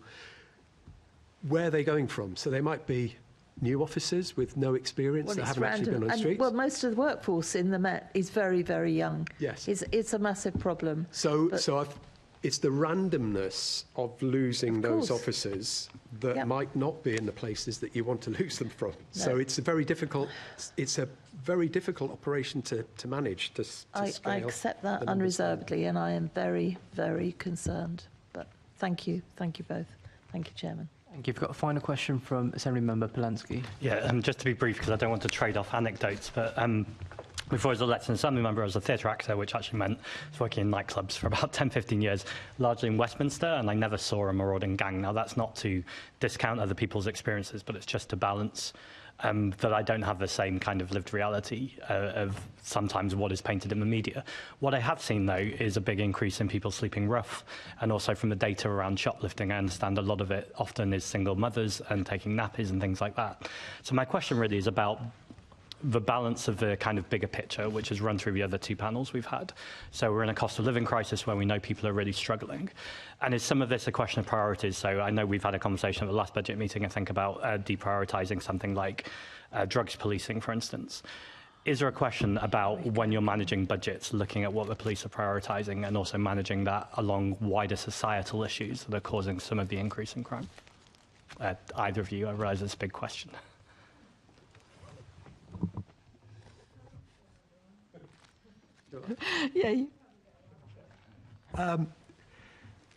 Absolutely. It's that point I made about the nature of the work has changed and the communities are changing.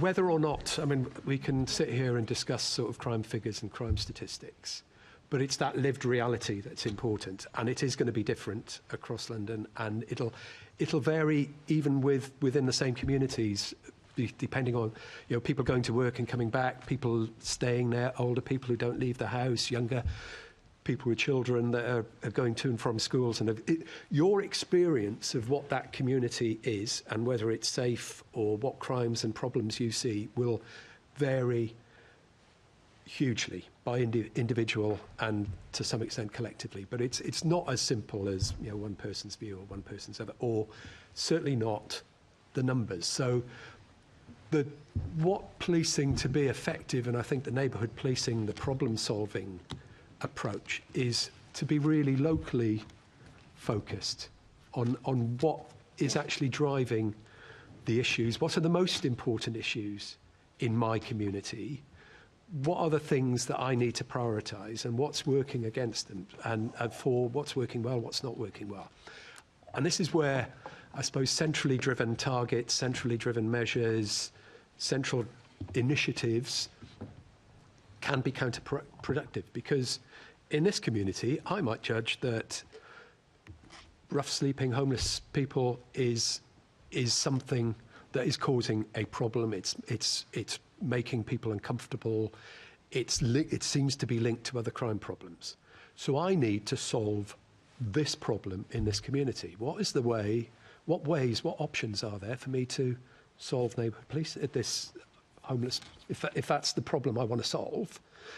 And there are numerous ways of doing it, including enforcement, but there's plenty of other initiatives and ideas out there that could be used to help address this issue. But further down the street, the other side of London, the issue might be something completely different. So what is the problem there that I judge as the local head of policing in that community? In the old days, it would have been an inspector, neighbourhood policing inspector, a borough chief superintendent who's trying to talk to local communities to work out those local issues. And I think that's the push that I would say, is that particularly as resources are being reduced, is to try and focus in on where are the most important priority, what is the most important issue? What do I need to do to deal with those things? Commissioner is obviously doing that at a London-wide level. and trying to balance, you know, the Hackneys and the Brixtons against the Bromleys and the Barnets. You know, it's everybody's got different priorities, issues. They're concerned they're not getting their fair share of the cake, but policing can still make a difference and can still make an impact with whatever resources are available. It's trying to get the best effect of it. So I'd argue for that flexibility.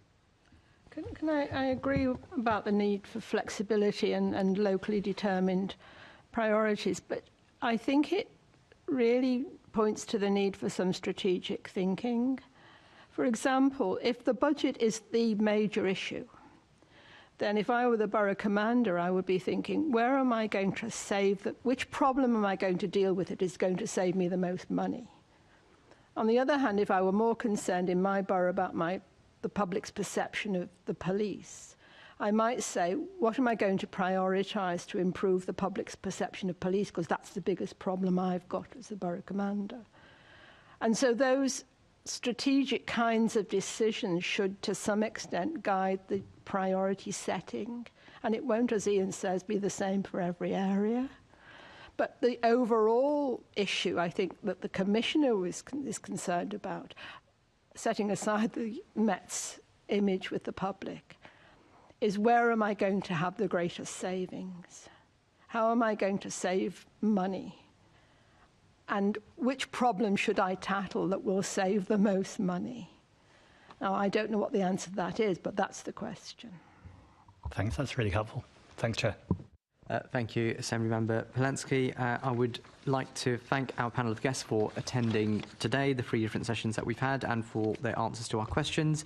The committee has a few more items of business to deal with, but you're welcome to leave the chamber. Can I ask the committee to note the report and the discussion? Can we also delegate authority to the chair in consultation with party group lead members to agree outputs arising from this meeting? Can we note the committee's work programme and the meeting dates? And the next meeting of the committee will be on the 20th of February at 10 a.m. in the Chamber, City Hall. Seems strange saying that since we've been here nearly on a daily basis. I have no urgent business today, and that concludes today's meeting.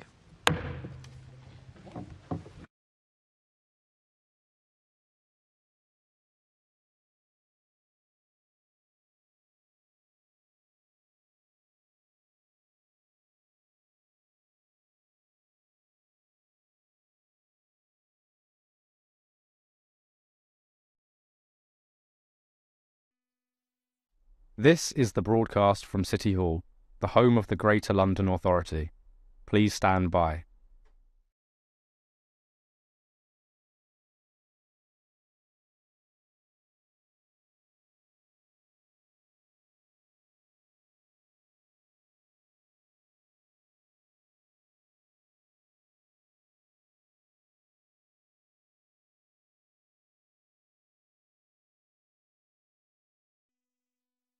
This is the broadcast from City Hall, the home of the Greater London Authority.